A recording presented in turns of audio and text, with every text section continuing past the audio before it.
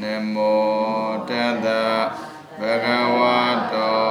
Arahato Sama Sambuddhassa Namo Tassa Bhagavato Arahato Sama Sambuddhassa Namo Tassa Bhagavato Arahato Sama Sambuddhassa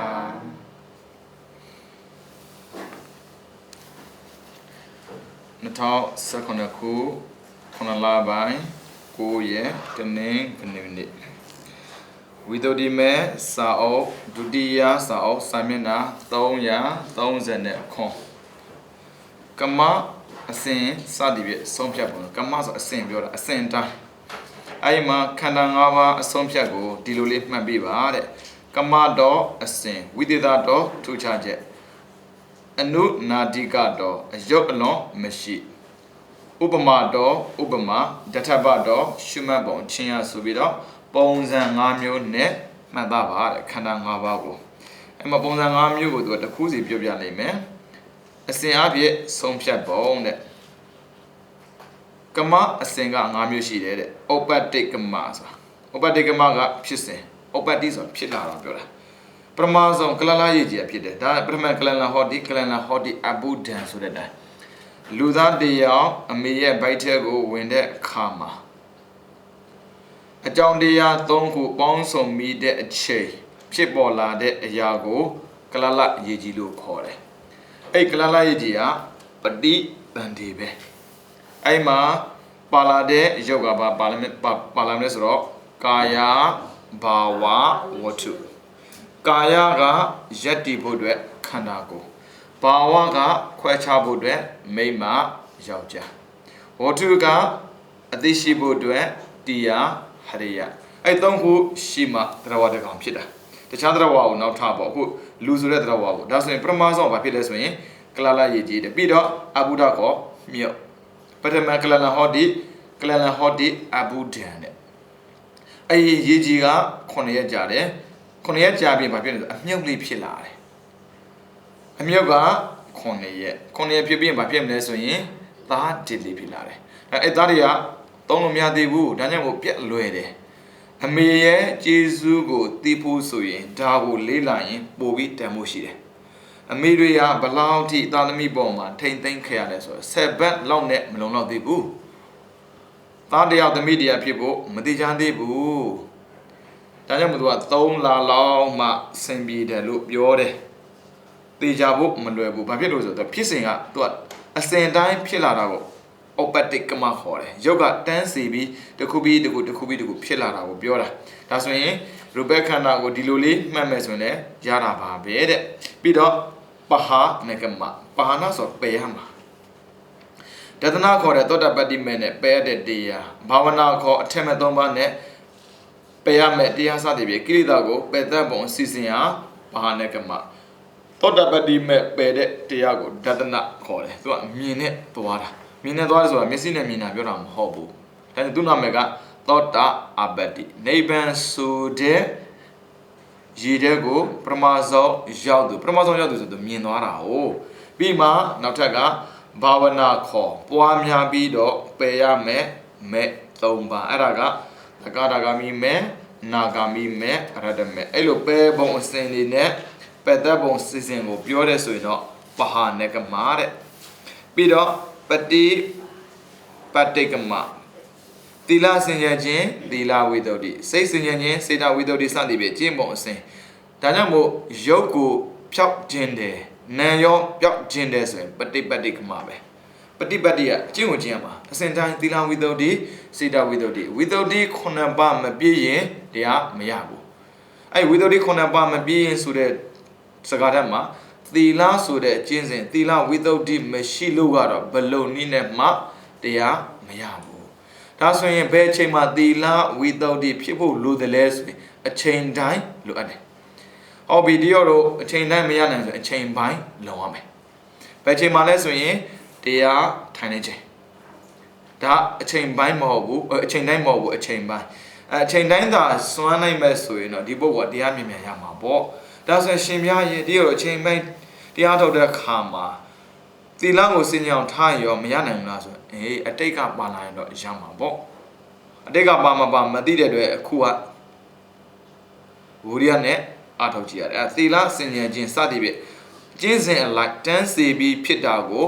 ပฏิပတ်တိကမခေါ်တယ်ဒါကြောင့်ဦးဇင်းတို့ရုပ်ကိုရထားတဲ့ပုဂ္ဂိုလ်တွေဘယ်နေစလဲဆိုရင်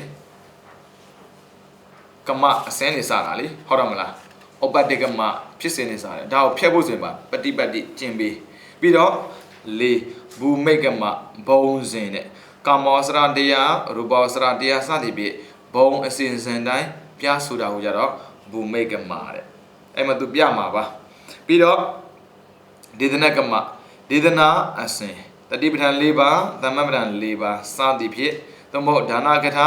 သီလကထာစသည်ဖြင့်ဟောတော်မူတဲ့အစဉ်ကိုဒေသနာကမမြတ်စွာဘုရားကတရားကိုကြော်ပြီးဘာတော့မှမဟောဘူးတဲ့ဘယ်သူဟောဗျာဒီတိုင်းကိုဟောတာလေဗျဦးဇင်းတို့စဉ်းစားလို့မရဘူးဒီဖျားဆိုတဲ့ပုဂ္ဂိုလ်တရားကျွမ်းကျင်မောင်းအောက်လုံးမဆုံးဘူးဦးဇင်းတို့ဒီတရားဟောနေတာပဲလေဟောတဲ့ထဲမှာဆိုရင်ဒါနကိုအလေးပေးတယ်လို့ဖြစ်သွားတယ်တရားရှိတယ်လို့သီလကိုအလေးပေးတဲ့ပုံစံမျိုးဖြစ်သွားတယ်တရားရှိတယ်ဘာဝနာကိုအလေးပေးတယ်လို့ဖြစ်သွားတဲ့တရားမျိုးရှိတယ်ဒါပေမဲ့ဘုရားဟောတဲ့နေရာမှာအဲ့လိုမဟုတ်ဘူးတဲ့ဒါနကထာသီလကထာပြီးရင်တက္ကကထာပြီးမှကာမနံအာဒီနဝဒါနလောက်ရမယ်ဘာဖြစ်လို့လဲဘယ်ဘဝရောက်ဗျာစောင်းစရာမရှိလို့မရဘူးလေဒါနမလို့ဆိုဘုရားဟောကိုမဟောဘူးဒါနလောက်ကိုလောက်ရမှာဒါနကထာဆိုတာကပြောတာစကားသီလကထာဒါနလောက်ပြီးဟုတ်ပြီရောက်တဲ့ဘဝမှာကောင်းကောင်းစားခြင်းနဲ့ဆိုတော့သီလစောင့်တည်ထားလိုက်အောင်နောက်ဆိုအပဲမကြတော့ဘူးဒါကိုသူပြန်ထိမ့်ပေးတာဗျဘုရားရဲ့စကားဘတော်မှအလွန်မရှိဘူးလူတွေလောက်တာကလူအချက်ရှိနေလို့ကမောင်ကမဖြစ်သွားတာဒါကြောင့်နံပါတ်1ဒါနလောက်တယ်ဒါနလောက်ရုံနဲ့ပြီးလာဆိုမဟုတ်ဘူးနံပါတ်1ဆိုရက်ခေါင်းစဉ်ကိုသာပြောလိုက်တာဗျနှစ်သီလကကပ်ပြီးလာတယ်ဒါဆိုဒါနနဲ့သီလကခွဲလို့မရဘူးဘာလို့ဆိုရင်သက်ကကထာနတ်ပြည်ကိုရောက်မှာဒါပေမဲ့နတ်တွေဖြစ်တဲ့ဆိုတာကောင်းလားဆိုတော့ကာမနံအာဒီနဝကာမဘုံမှာနေတဲ့အတွက်အပြစ်တွေများလွန်းနေတဲ့ဒါလည်းမှန်ပဲဗျနတ်တွေကလေမနောပရောတိကနတ်ရှိတယ်ခိတ္တပရောတိကနတ်ရှိတယ်ခိတ္တပရောတိကနတ်ဆိုရင်ပျော်ပါနေတယ်အဲ့ပျော်ရင်းနဲ့သိကြတာဗျတက်တန်းအစီနေရတာမဟုတ်ဘူးဗျကိုတီးထားတာကစတူမာလေးဆိုရင်900တောင်းနေတာ1000တက်တန်းကို900 1000လူလူပေါ့အခုပြောအသက်85လူသာပြောတာလေ85မတိုင်ခင်သေးတယ်လို့အများကြီးအပျော်မဲ့တဲ့ပုဂ္ဂိုလ်လည်းအသေးမြန်တယ်အဲ့ဒါခိတ္တပရောတိကလို့ခေါ်တယ်ပြီးတော့မနောပရောတိကအိတ်တမစ္စရိယနတ်တွေမရှိဘူးမထင်နဲ့ဒါကြောင့်မို့သရဝါတွေကိုလက်ကြည့်စရာမလိုဘူးကိုယ်ခန္ဓာထဲမှာရှိတဲ့လောဘဒေါသမောဟကိုကြည့်လိုက်တူတူပဲမနောပရောတိကနတ်ကသူနာကဖြတ်သွားတဲ့နတ်တရဘုံကံကြီးမားတာကိုတွေးတဲ့အခါမှာအိတ်တဖြစ်တယ်မစ္စရိယဖြစ်တယ်အဲ့လိုထိအဲ့ဆိုဘာဖြစ်လဲဆိုရင်ဖြစ်လို့မရဘူးသူတို့ခန္ဓာကိုပါလေးတယ်ဗျသိတာပဲဗျာဒီဘာမှမလုပ်ရဘူးလူလိုဆဲစရာစိုးစရာရိုက်စရာမလိုပဲနဲ့တင်ပါလွာတဲ့ခန္ဓာကိုယ်ကိုကိလေသာကလောင်ကျွမ်းတဲ့အတွက်သေသွားတာဒါကြောင့်မို့ကာမနံအာဒီနဝဟုတ်ပြီလူတွေမသေးဘူးပေါ့လူမသေးဘူးဆိုမဲ့ဒီဘောမှာတတန်းတူတူနဲ့လှုပ်လိုက်တဲ့အကုသိုလ်အများလုံးတဲ့အတွက်တတန်းရှည်တဲ့ငရဲများကြာနိုင်ရင်ဒါကာမဘုံမှာလှုပ်ခဲ့တဲ့အပြစ်ကြောင့်ခံရတာအဲ့ဒါမျိုးအစဉ်တိုင်းဟောတဲ့တရားကိုကြတော့ဒေသနကမတဲ့အဲ့မှာခန္ဓာ၅ပါးအစဉ်ကိုဒေသနကမဟောစဉ်ဟောပုံနဲ့သူပြထားတယ်အဲ့မှာကမစဉ်၅မျိုးတည်းမှာခန္ဓာ၅ပါးစဉ်ဟာကလလရေကြီးစသည်တို့လိုပဲခန္ဓာတို့ရဲ့ရှေ့နောက်ပိုင်းခြားအဖြစ်မဖြစ်ချင်းကြောင့်ဥပဒိကမဖြစ်စဉ်လည်းမဟုတ်ဘူးကုသိုလ်ခန္ဓာအပြကတခန္ဓာတို့ဟာလည်းပဲပင်အပ်တဲ့ခန္ဓာများမဟုတ်တဲ့အတွက်ပါဟနကမအစဉ်လည်းမဟုတ်ဘူးအကုသိုလ်ခန္ဓာကိုခန္ဓာတို့လိုမကျင့်အပ်တဲ့အတွက်ပฏิပတ္တိကမကျင့်စဉ်လည်းမဟုတ်ဘူးဒေသနာဝေဒနာစသည်တို့ပုံစံနဲ့နေနဲ့ဘုံလေးပါလုံးမှာအကျုံးဝင်တဲ့ဘူမိကမဘုံစဉ်နဲ့မဟုတ်ဘူးတဲ့ဒါကြောင့်ခန္ဓာ၅ပါးအစဉ်ဟာဒေသနာကမဟောစဉ်ပဲဖြစ်တယ်ခန္ဓာ၅ပါးအစဉ်ကဘုရားကဒီလိုဟောလို့သာဟိုခုနပြောခဲ့သလိုကုသိုလ်အာကုသိုလ်အပြကတပုံစံမျိုးလည်းမဟုတ်ဘူးပြီးတော့လူဘုံနတ်ဘုံဗြဟ္မဘုံစသည်ဖြင့် ပုံစံမျိုးလည်းမဟုတ်ဘူးဆိုပါစို့30ပုံမှာအောက်ဆုံးကအဝေစီလေထဲဆုံးကနေဝတင်ညာနာတင်ညာဒါသူစင်ရှိပြီးသားဒါဘာမှတော့ပြောလို့မရဘူးဘူမိကမဒါအစင်တိုင်းဒါပေမဲ့ရုပ်ကြတော့အဲ့လိုပြောလို့မရဘူးလေအဲ့ဆိုရင်ခန္ဓာ၅ပါးဟောစဉ်ဘယ်လိုဟောမလဲခန္ဓာ၅ပါးကိုမကွဲမပြတ်တပေါင်းတည်းယူတဲ့အတွက်အတ္တကိုအမှန်မှန်နေကြတဲ့ဝိနည်းသရဝါအတ္တဆိုတာငါခန္ဓာ၅ပါးပေါင်းနေတာဥစဉ်လို့ရုပ်ကိုသာပြောရလွယ်တာဗျဒါကရုပ်လို့ပြောလို့လွယ်တယ်ဒါပေမဲ့နာမ်ဆိုတဲ့စကားမှာဝေဒနာသင်ညာသင်္ခါရဝိညာဉ်ဆိုတာခွဲခြားပြောဖို့မလွယ်ဘူးဗျမလွယ်တော့ကတပေါင်းနဲ့ထင်တာတပေါင်းနဲ့ထင်ဘာဖြစ်လာလဲငါဝင်လာတယ်အဲကြောင့်အ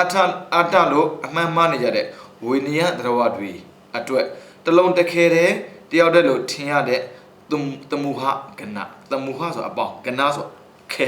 ပြညာဆိုတာအမှန်အသားယုံတဲ့အနေနဲ့အတိအသီးကွဲပြားခြားနားမှုကိုထင်ရှားပြတော့မူလိုတဲ့အတွက်အတ္တဆွဲမှာလွန်မြောက်စေခြင်းလို့ဘုရားရှင်ကဒီလိုလေးဟောထားပါတယ်တဲ့ကိုကဘာဆိုတလုံးတစ်ခဲတည်းမြင်ထားတာတကယ်မဟုတ်ဘူးယုံနဲ့အနေနဲ့သာရှိတယ်ဒါပေမဲ့ယုံနဲ့ကကွဲပြားခြားနားမှုရှိတယ်ဘာပဲရှိသေးယုံနဲ့ပဲရှိတယ်ကွဲပြားခြားနားမှုတော့ဟုတ်တယ်ယုံနဲ့နန်းဒီမတူဘူးယုတ်ကတိတတ်တဲ့သဘာဝမရှိဘူးနံကတိတတ်တဲ့သဘာဝရှိတယ်ဒါကြောင့်သူတို့ကဝိပယုတ်တဒါမှဝိပယုတ်တဲ့ဆိုကင်းနေဆိုတာလူတွေလိုမကြိုက်တဲ့ပုံပုံနဲ့ကင်းနေတာမျိုးမဟုတ်ဘူးကင်းတဲ့သာပြောတာထောက်ပံ့ပေးတယ်အဲထောက်ပံ့ပေးတဲ့အနေနဲ့ရှိနေတဲ့ယုံနံတွေကိုငါမဟုတ်ဘူးယုံနံသာရှိတယ်လို့ထင်ထင်ရှားရှားပြားခြင်းလို့မြတ်စွာဘုရားကတစ်တရဝပေါင်းရဲ့အလွတ်တကူမှန်သားစေနိုင်ဖို့အတွက်မျက်စိစားတဲ့အာယုံဖြစ်စေရာကြံတန်းထင်ရှားတဲ့သို့မဟုတ်မျက်စိနဲ့မြင်နိုင်တဲ့အရာကိုရူပက်ခန္ဓာလို့ပြောတာလူတွေမှန်းလွယ်အောင်လို့ပြောတာရူပက်ခန္ဓာဒါရုပ်ခန္ဓာကြီးပြီးတော့နှစ်အိဋ္ဌနေတ္တရုပ်ကိုခံစားတတ်တဲ့သဘောဝေဒနာဒါနာမ်ပဲနော်တကယ်ကနှစ်ပါးတည်းရှိတာဘာနဲ့ပါလဲရုပ်နာမ်ရုပ်ကဘာလဲလို့မေးလိုက်ရင်ဖြေရလွယ်အောင်ဘာကြောင့်လဲဆိုတော့ရုပ်ဆိုတာမြင်လွယ်တယ်ပြီးတော့ကြားလွယ်တယ်ဘာဖြစ်လို့လဲကြံတတ်လို့ကြံတတ်တဲ့အရာကိုရုပ်လို့မှတ်လိုက်ပြီးတော့အိဋ္ဌကောင်းတဲ့အာယုံအနိဋ္ဌမကောင်းတဲ့အာယုံကိုခံစားတဲ့သဘောကိုဝေဒနာလို့မှတ်လိုက်ဒါအစဉ်တိုင်းနေနဲ့ဟောတာမျိုးတော့မဟုတ်ဘူးဒါပေမဲ့သဘာဝကိုကြည့်ပြီးတော့ဘုရားကပြောပြတာသုံးတဲ့ပြီးတော့တဲ့ခံစားတတ်တဲ့အာယုံကောင်းစွာမှတ်သားဤဆိုတဲ့စကားနဲ့အညီခံစားတတ်တဲ့အာယုံရဲ့အချင်းအကိုယူတဲ့မှတ်တတ်တဲ့သဘောကပညာခန္ဓာပညာဆိုမှတ်ထားတာပြောတာကောင်းရင်ကောင်းတယ်လို့မှတ်ထားတာမကောင်းရင်မကောင်းတယ်လို့မှတ်ထားတာဒါလည်းနာမ်ပဲအဲ့ဒါကိုကောင်းတယ်မကောင်းဘူးလို့ခံစားပြီးမှတ်ထားတဲ့အရာကိုခံစားတာကဝေဒနာမှတ်ထားတာကပညာလို့မြတ်စွာဘုရားကဟောပြီးတယ်ပြီးတော့လေးအမတ်တင်ညာဆွမ်းပြသင်္ခါရခန္ဓာတို့ကိုပြခြင်းအကျိုးမှာသင်္ခါရဆိုတာပြုပြင်ပြောင်းလဲပေးတာအဲ့အမှတ်ကတစ်ခါတည်းတစ်ခုတည်းမမှတ်ဘူးဟိုမှတ်ဒီမှတ်ဟိုမြင်ဒီမြင်အဲ့ဒါအရာအလုံးကိုမှတ်တာတော့မှန်တယ်ဒါပေမဲ့တစ်ခုတည်းကိုမှတ်တာမဟုတ်ဘူးဟိုမှတ်ဒီမှတ်မှတ်နေတယ်အဲ့ဒါကိုသင်္ခါရခန္ဓာလို့ခေါ်တယ်တဲ့ပြီးတော့ဒေသနာစတိတို့ရဲ့မိရဖြစ်တဲ့အကြည့်မှုလည်းဖြစ်တဲ့ဝိညာဉ်နဲ့ခန္ဓာကိုဟောတယ်ဒီကပါလဲဝိညာဉ်အသိပဲအာယုံကိုယူတတ်တဲ့စိတ်သူကသိပဲအဲ့ဒီစိတ်ကယူလိုက်တယ်ဆိုတာ ਨੇ ကောင်းမကောင်းမလာလဲဝေဒနာလာတယ်မှတ်တဲ့သင်ညာလာတယ်ပြောင်းလိုက်တဲ့သင်္ခါရလာတယ်အဲ့ဆိုရင်နှစ်ခုပဲမှတ်ယုံနဲ့နာဒါကြောင့်နာကိုဦးဇင်းတို့၄ပါးစလုံးမခွဲဘူးနာကိုဒီဖြစ်ဒီသိဆိုတဲ့စကားလုံးကဘာကိုစားပြုလဲဆိုရင်ဝိညာဉ်နဲ့ခန္ဓာကိုစားပြုတယ်တကယ်နှစ်ပါးပဲရှိတယ်အဲ့နှစ်ပါးကိုဘာဖြစ်လဲဆိုရင်တိတာကခံစားမှုပါလာရင်ဝေဒနာမှတ်သားမှုပါလာရင်သင်ညာပြောင်းလဲမှုပါလာရင်သင်္ခါရဒါမျိုးကိုဘုရားရှင်ကနေတော့ခန္ဓာ၅ပါးအစဉ်ဟောတယ်တဲ့အပေါ်ကလို့ဒီတနကမအစဉ်နေနဲ့ဟောလို့တော့မရဘူးပြီးတော့ခါခွေထူခြားခြင်းအပြင်ဆုံးဖြတ်ရမယ်တဲ့ဝိသေသဆိုထူခြားတာ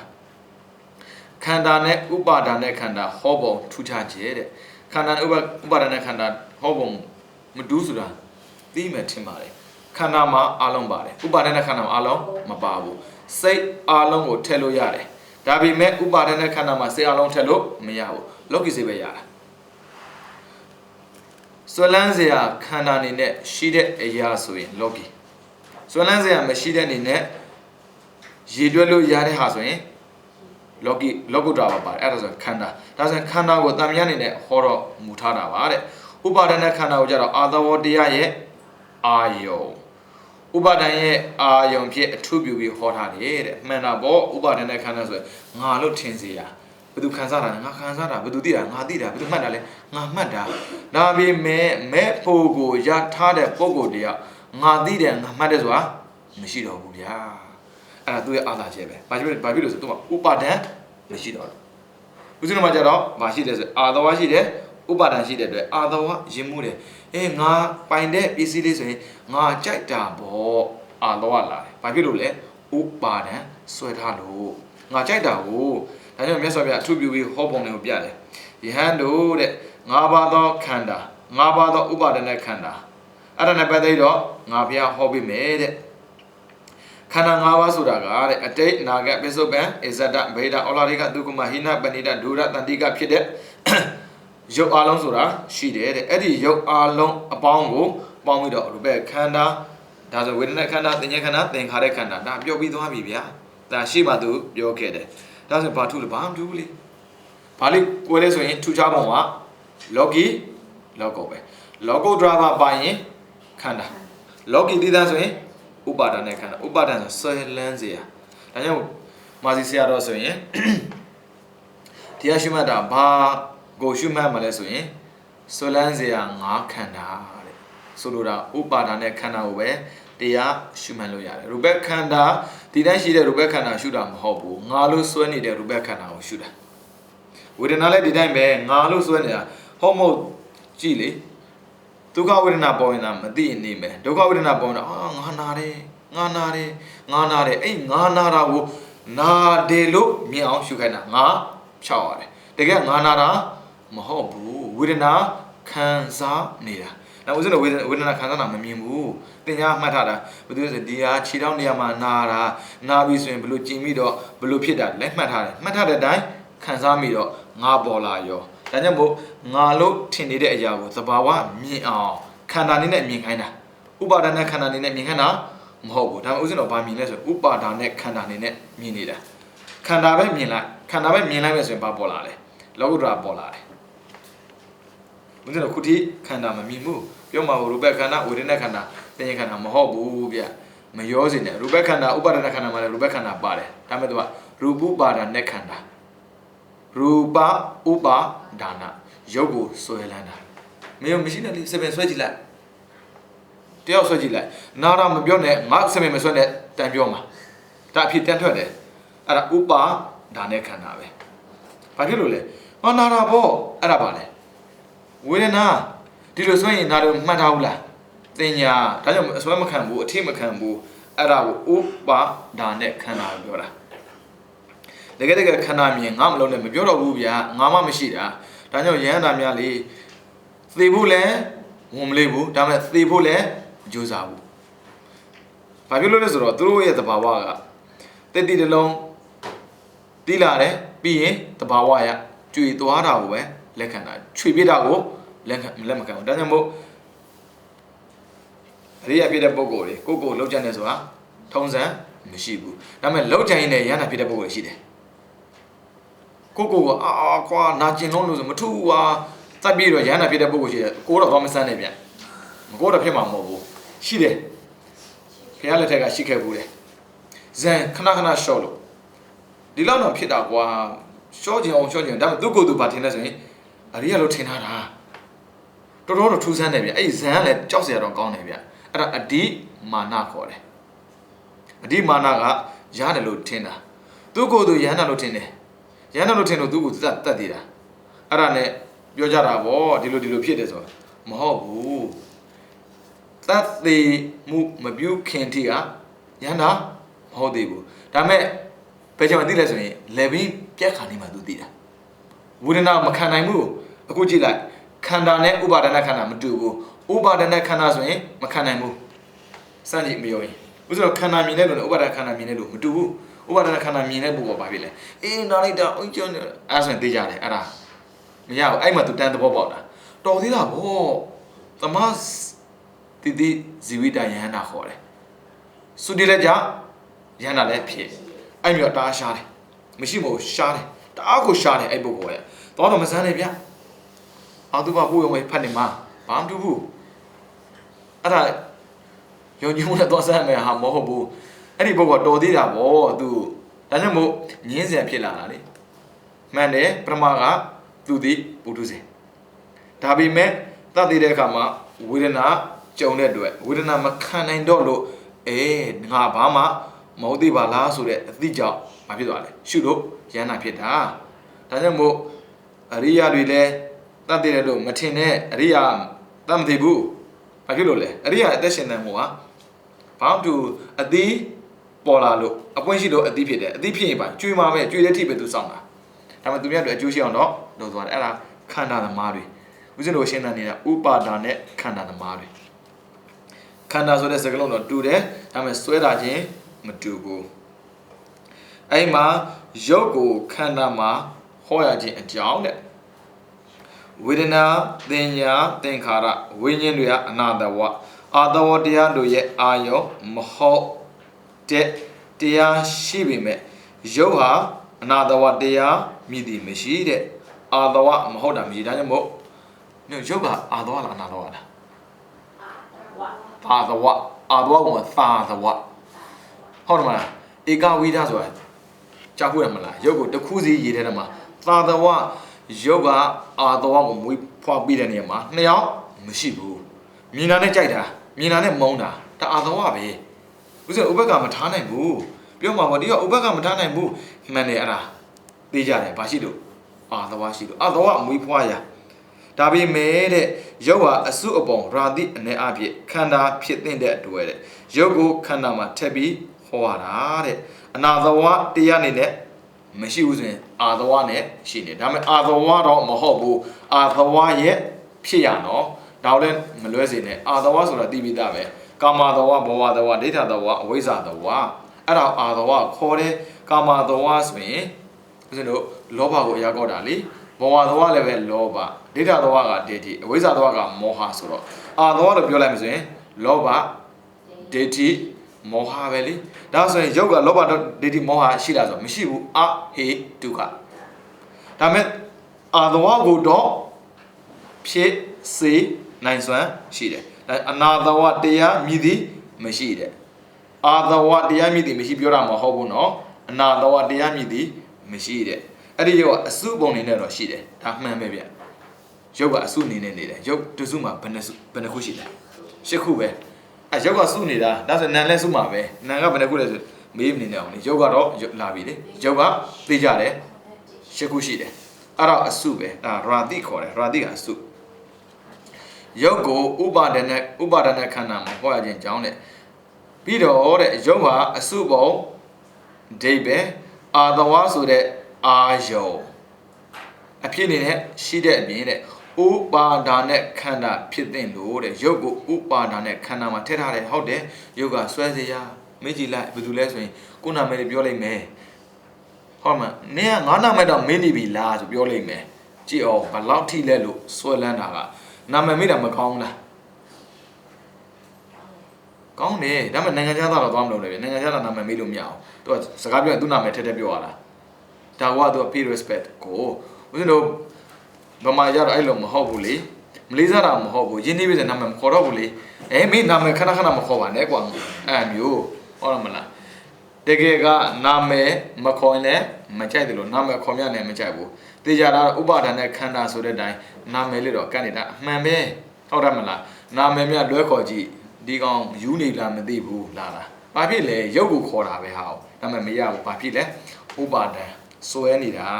ဝေဒနာစသည်ကိုခန္ဓာမှာဟောပုံတဲ့ဝေဒနာသင်ညာသင်္ခါရဝိညာဉ်တွေကြတော့တဲ့အနာတဝတရားအနေနဲ့သာလျင်ခန္ဓာတွေမှာဟောတော်မူခြင်းဖြစ်တယ်တဲ့အာသဝတရားရဲ့အာယုံမဟုတ်ဘူးဟုတ်တယ်နံကိုအာသဝမဖြစ်ဘူးလူတွေကလိန်တာမင်းရဲ့စိတ်ကိုငါသဘောကျလို့လိန်တာလीမင်းစိတ်သဘောကျလို့ရလားမင်းစိတ်သဘောကျတာပြောတာဟိုမှာဆဲတယ်လိုက်တော့ပြီးရောဟုတ်တယ်မလားစိတ်သဘောကျလို့မရဘူးလူတွေကလိန်တာ ဘာသဘောကျတာလဲရုပ်သဘောကျတာဗျဒါကြောင့်မို့ဘာပဲပြောအိမ်မှာလေဆယ်မစုံဘွားနဲ့နေအေးရပေါ်မှာဘယ်လိုပဲနေသူ့စီသွားရင်တော့အဲ့လိုပုံစံနဲ့မသွားဘူးပြင်ပြီးသွားတာလေစိတ်ပြင်းနေဆိုအဲ့ရုပ်ပြင်းစရာလို့လားစမ်းကြည့်လေရှိတဲ့ပုဂ္ဂိုလ်မင်းကငါ့ကိုစိတ်ကြိုက်တယ်ဆိုပွားနေသွားကြည့်မရတော့ဘူးဘာဖြစ်လို့ဆိုတော့အာသောတရားရဲ့အာယုံမဟုတ်လို့နာကအာသောတရားအာယုံမဟုတ်ဘူးဝေဒနာတင်ညာသင်္ခါရဝိညာဉ်အာသောတရားရဲ့အာယုံမဟုတ်ဘူးဒါကြောင့်မို့အနာသောဒါပြီးမှဟိုမှာကျတော့ရုပ်ကတော့အနာသောမို့သာသောတာတော်ပါလာသေးတယ်သူကမြင်လာတဲ့သဘောကျတာဘယ်လောက်ပဲမလီရုပ်ဆိုတာကကိစ္စမရှိပါဘူးအလကမီးလောင်ကြည့်ပါလားမျက်နှာမရဘူးသူကအာယုံကဘာဖြစ်နေလဲအာသောဖြစ်เสียဒါကြောင့်ဥပါဒံနေနဲ့စွမ်းနှမ်းเสียအကောင်းဆုံးကရုပ်ဒါပေမဲ့ဝေဒနာကိုတော့ဘယ်လိုဟောတယ်ဆိုရင်အနာသောတရားအနေနဲ့သာခန္ဓာမှာထည့်ပြီးဟောထားတာပါတဲ့ဝေဒနာစားတဲ့အရာတွေကိုဥပါဒณะခန္ဓာမှာဟောပုံနဲ့ဝေဒနာတင်ညာသင်္ခါရဝိညာဉ်တွေကိုသာသဝတရားအနေနဲ့ဥပါဒါနဲ့ခန္ဓာမှာဟောတော်မူတယ်ဟုတ်တယ်ဒီမှာဆိုရင်အာသောတရားရဲ့အာယုံဘယ်လိုဖြစ်လဲဆိုရင်ငါခံစားတာလေခံစားတာကိုဥစဉ်ထုတ်ပြလို့ရတာမရဘူးကိုဝဲသိတာဗျဒါလေးကိုဘယ်လောက်ကြိုက်တယ်ဘယ်လိုသဘောကျတယ်ဆိုတော့ပြောပြလို့မရဘူးဒါပေမဲ့သူတော့သိတယ်ဗျပြီးတော့မှတ်ထားတယ်ဒီပစ္စည်းရဲ့တန်ဖိုးဘယ်လောက်ရှိတယ်ဆိုတာသိတယ်လေနိုင်တယ်မှာဆိုရင်စစ်ကြီးဆုံးနိုင်ရပါနိုင်တယ်လေRhodes ဟုတ်မှာစိတ်တက်တာမပြောနဲ့လေအဲ့ရတော်သားသွားပေးကြည့်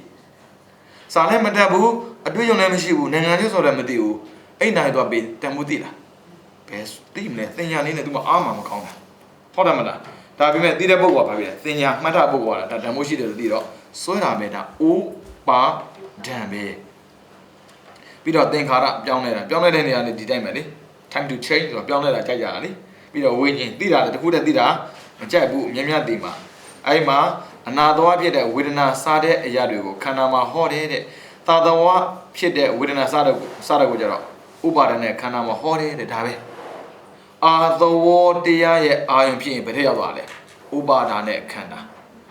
ရိုးအာသောတရားမဟုတ်ဘူးအနာသောဖြစ်ရင်ခန္ဓာဒါကြောင့်ပြောပြီးသားခန္ဓာလို့ပြောနေရင်ဘာပါလာလဲလောကုတ္တရာပါတယ်ဗျာဥပါဒณะခန္ဓာလို့ပြောရင်လောကုတ္တရာမပါတော့ဘူးဘာဖြစ်လို့လဲအာသောဖြစ်လို့မှမရတာအာသောဖြစ်သေပဲမရဘူးဒီမဲ့ကတော့မရအာသောဖြစ်ခွင့်လုံးဝမပေးဘူးသေတက်ပြတာနောက်ဆုံးအရတမဲဆိုရင်ဘယ်အာသောမဖြစ်ခွင့်မရှိဘူး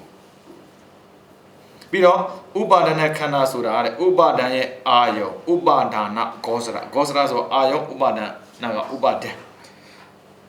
စွဲတန်းစေရာခန္ဓာကိုပြောတာပါပဲတဲ့ဒီခန္ဓာနေဒေတာမှာကြတော့တဲ့သာသဝအနာသဝတရားအလုံးကိုပေါင်းပြီးတော့ခန္ဓာလို့ဆိုတာပါတဲ့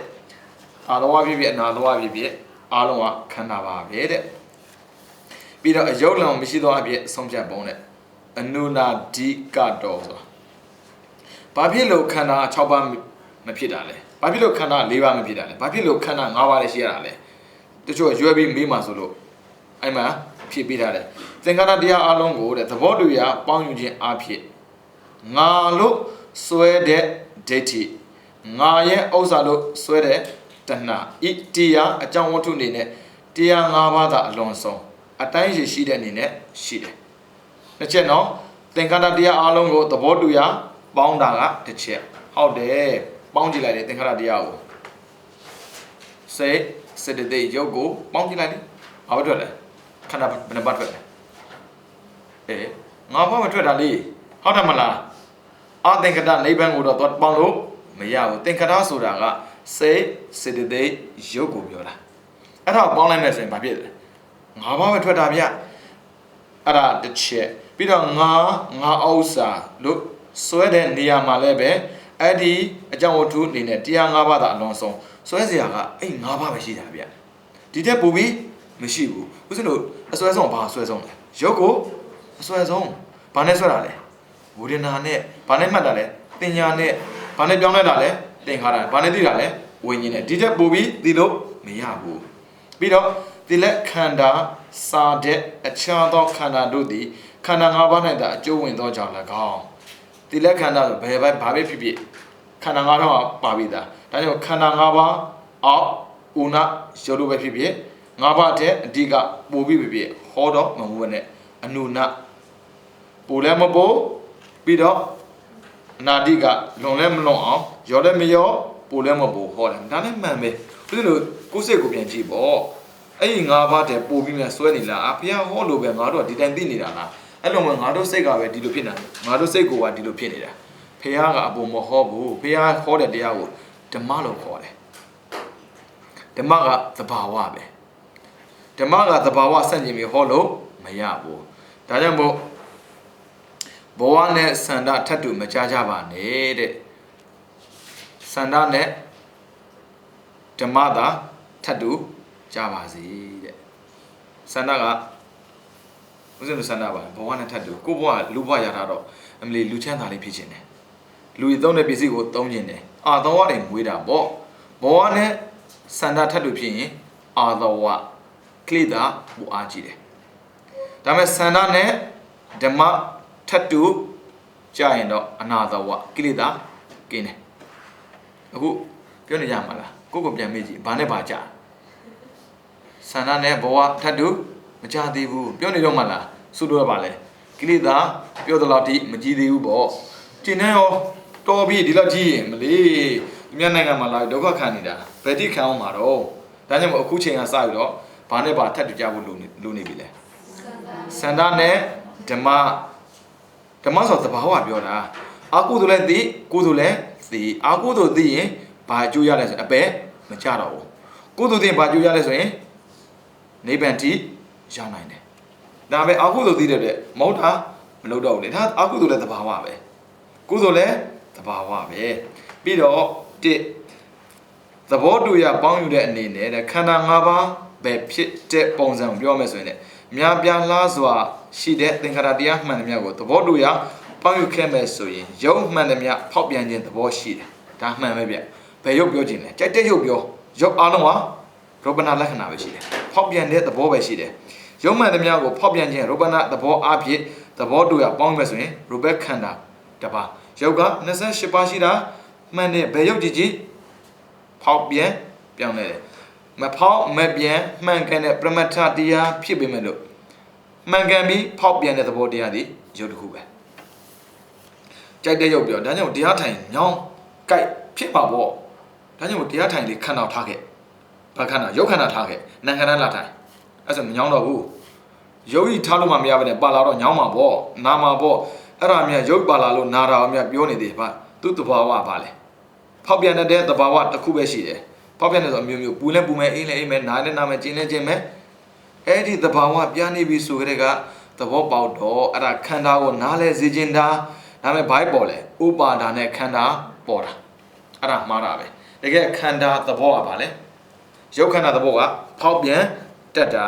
အဲ့ဖောက်ပြန်တဲ့သဘောဥစဉ်တော့နားမလဲနဲ့ဘာသွားကတ်တာလဲငါသွားကတ်တော့အဲ့ရုပ်ကရူပပါဒနဲ့ခန္ဓာခေါ်တယ်ရုပ်ကဘာဖြစ်လဲဆိုဥပါဒံအေးငါနာတာနာလေငါနာရင်ငါခံရမှာပေါ့သူနာရင်သူခံလေဟုတ်တယ်မလားပြီးတော့ဝေဒနာမှန်သမျှကိုခံစားခြင်းဝိရိဒသဘောလက္ခဏာပြသဘောတူရပေါင်းရမယ်ဆိုရင်ဝေဒနာခန္ဓာတစ်ပါးဝေဒနာဆိုတဲ့စေတသိက်ကတစ်ပါးတည်းဖြစ်ပေမဲ့လို့ခံစားပုံကတော့မတူဘူးဗျအာယုံကြောက်ရဲ့အိမ်တွေကြောက်ရဲ့အာယုံကြောက်ဆိုရင်အိမ်တွေကြောက်ဆိုရင်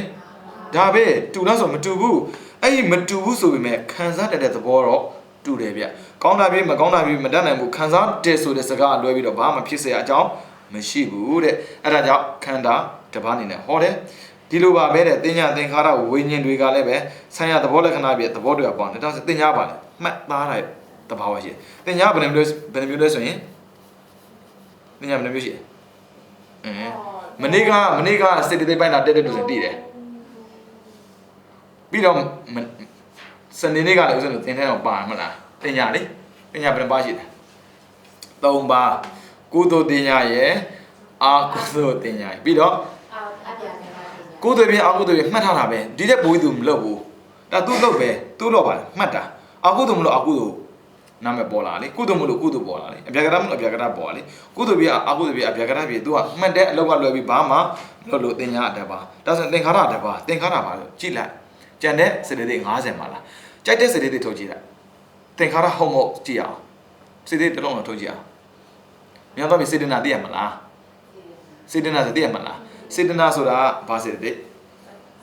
တဘာစေတအဲ့ဆိုသူစိတ်အောင်လုံးနဲ့ရှင်းနေဆိုအဲ့စေတနာကပြောင်းလဲဖို့အတွက်ကြိုးစားတာဟုတ်တယ်မလားတလုံးပြီးတလုံးဆိုပါစို့ကုသိုလ်ဖြစ်အောင်လဲသူလုပ်တယ်အကုသိုလ်ဖြစ်အောင်လဲသူလုပ်တယ်ဒါစေတနာပြောတယ်ဒါဆိုဝိရိယဆိုရင်ရောထက်ကြည့်လိုက်ကုသိုလ်လဲကြိုးစားပြီးလုပ်သလိုအကုသိုလ်လဲကြိုးစားပြီးလုပ်တာပဲဟုတ်ပြီဒါမကျင်တဲ့သေးဘူးပြဝိတက်ဆိုရင်ကောကောင်းတာလဲဒါပြောင်းလဲနေတာလေအဲ့ဒါပါလေသင်္ခါရပဲတူတူပဲအားလုံးကတူတူပဲဘာသဘောရှိလဲဆိုရင်ပြောင်းလဲတတ်တဲ့သဘောပဲရှိတယ်ပြီးတော့သူများနဲ့ပေါင်းစည်းတတ်တဲ့သဘောဒါပြောပြီးသားသင်္ခါရခန္ဓာကိုသင်တဲ့နေရာမှာပေါင်းစည်းတတ်တဲ့သဘောပြောင်းလဲတတ်တဲ့သဘောပေါင်းစည်းပေးတယ်သူကဘသူဖြစ်ဖြစ်ကုသိုလ်ဖြစ်ဖြစ်အကုသိုလ်ဖြစ်အကုန်လုံးပေါင်းပေးတယ်အဲ့ဒါကြောင့်သူကသင်္ခါရသဘောပြီးတော့ဝိညာဉ်ကတကယ်ဆိုစိတ်က89သို့မဟုတ်121သဘောတရားနဲ့ကြည့်မယ်ဆိုရင်ဘာပဲရှိတာတိတတ်တဲ့သဘောပဲရှိတယ်အာယုံယူသိအောင်ဒါပဲဒါဘာလဲညာလဲဆိုရင်အဲ့မှာစေတသိက်နဲ့တော့ပေါင်းမှာလောဘနဲ့တော့ပေါင်းရင်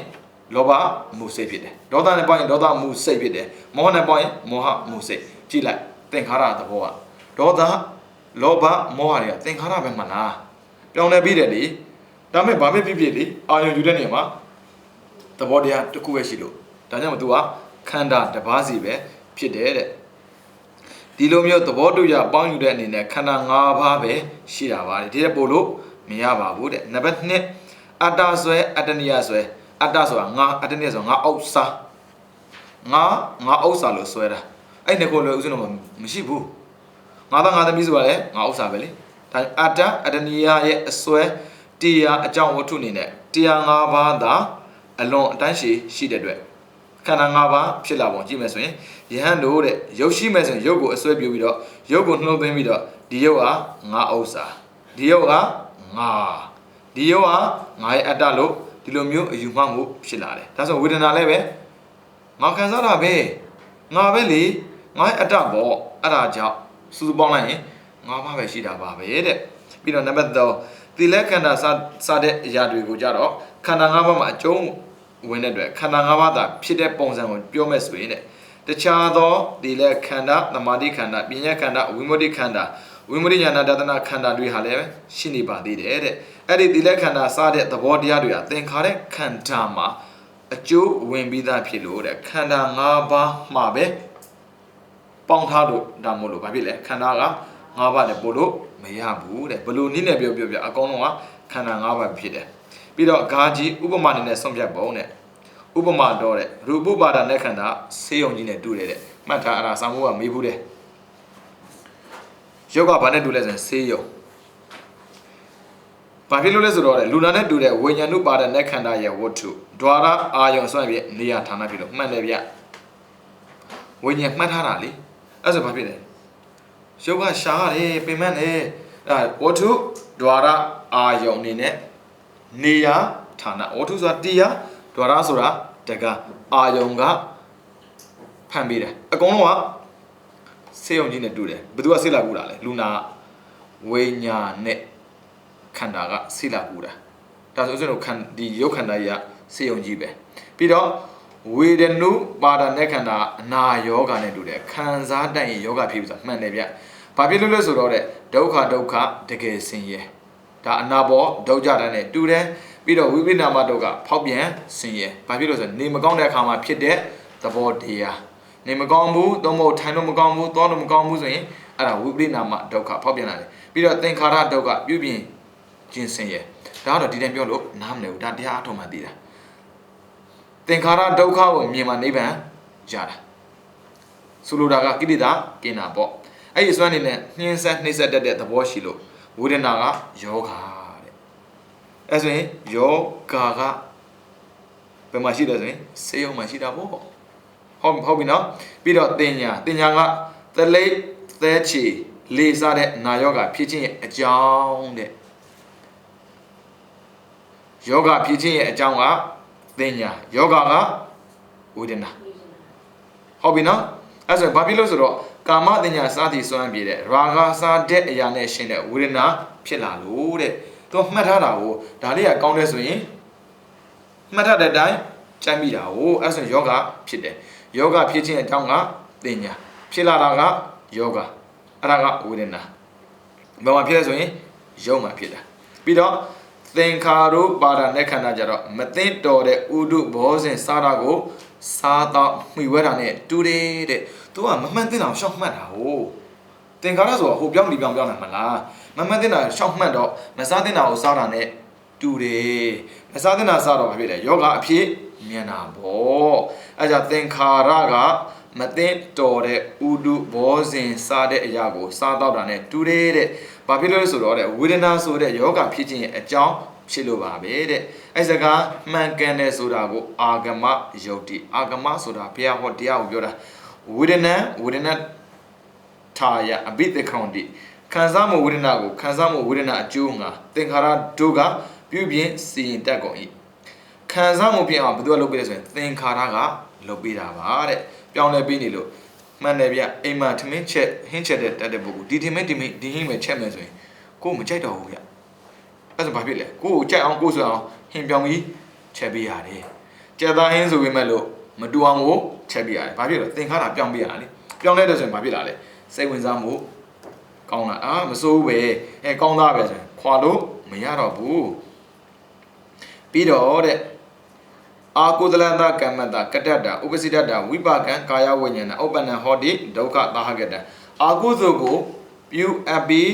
စီပူအပ်ပြီးဒီဖြစ်ကြောင်းအာကုသိုလ်လောက်ခဲ့တဲ့တွဲတဲ့အကျိုးဖြစ်တဲ့ဒုက္ခသာကိုကာယဝိညာဉ်ဟာဖြစ်ပေါ်လာတယ်လို့မြတ်စွာဘုရားဟောထားလို့ပါတဲ့အာကုသိုလ်လောက်ထားရင်ဒုက္ခရောက်တယ်ပေါ့လောက်ထားတဲ့ဆိုကြတဲ့ကသင်္ခါရ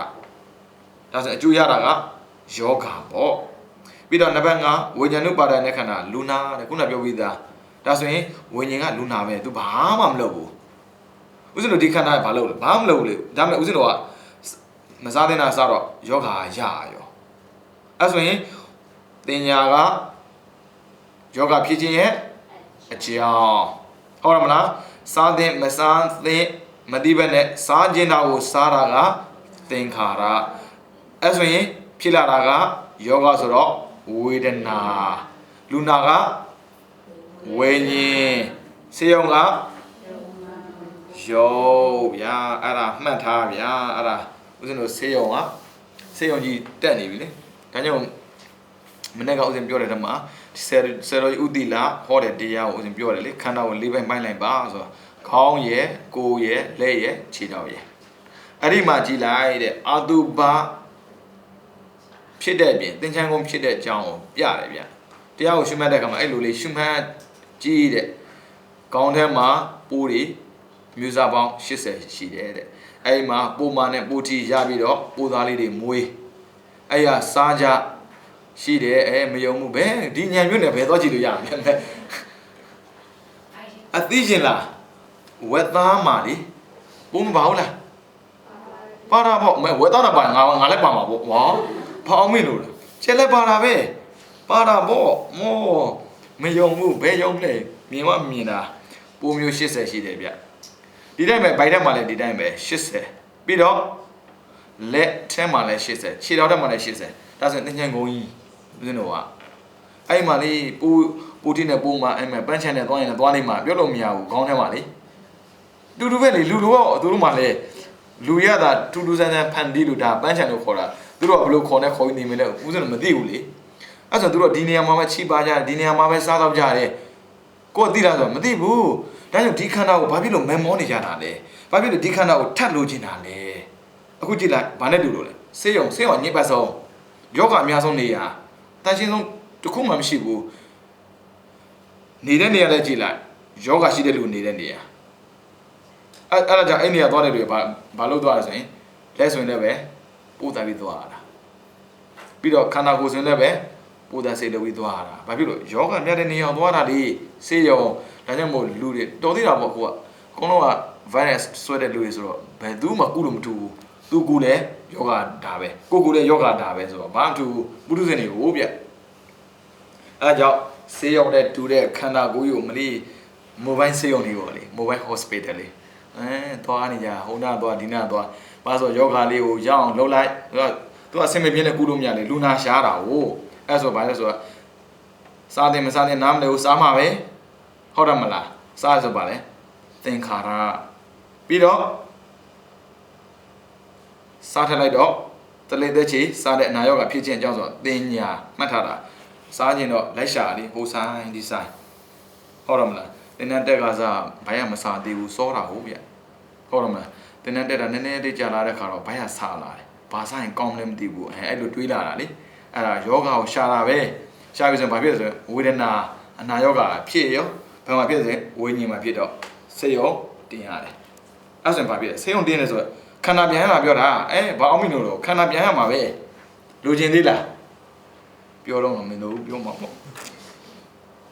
စိတ်ရောယူမာပြီးသွားနေတာစိတ်ရောတင်အောင်နဲ့တိုက်မှလည်းမသိပါဘူး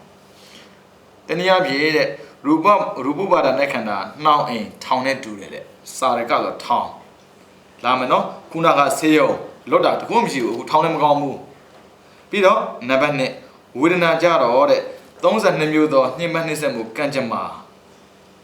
မာနဲ့တူတယ်တဲ့နှိမ့်ပန်းနှိမ့်ဆက်မှုကံကြမ္မာဝေဒနာနှိမ့်ဆက်တာပဲဗျပြီးတော့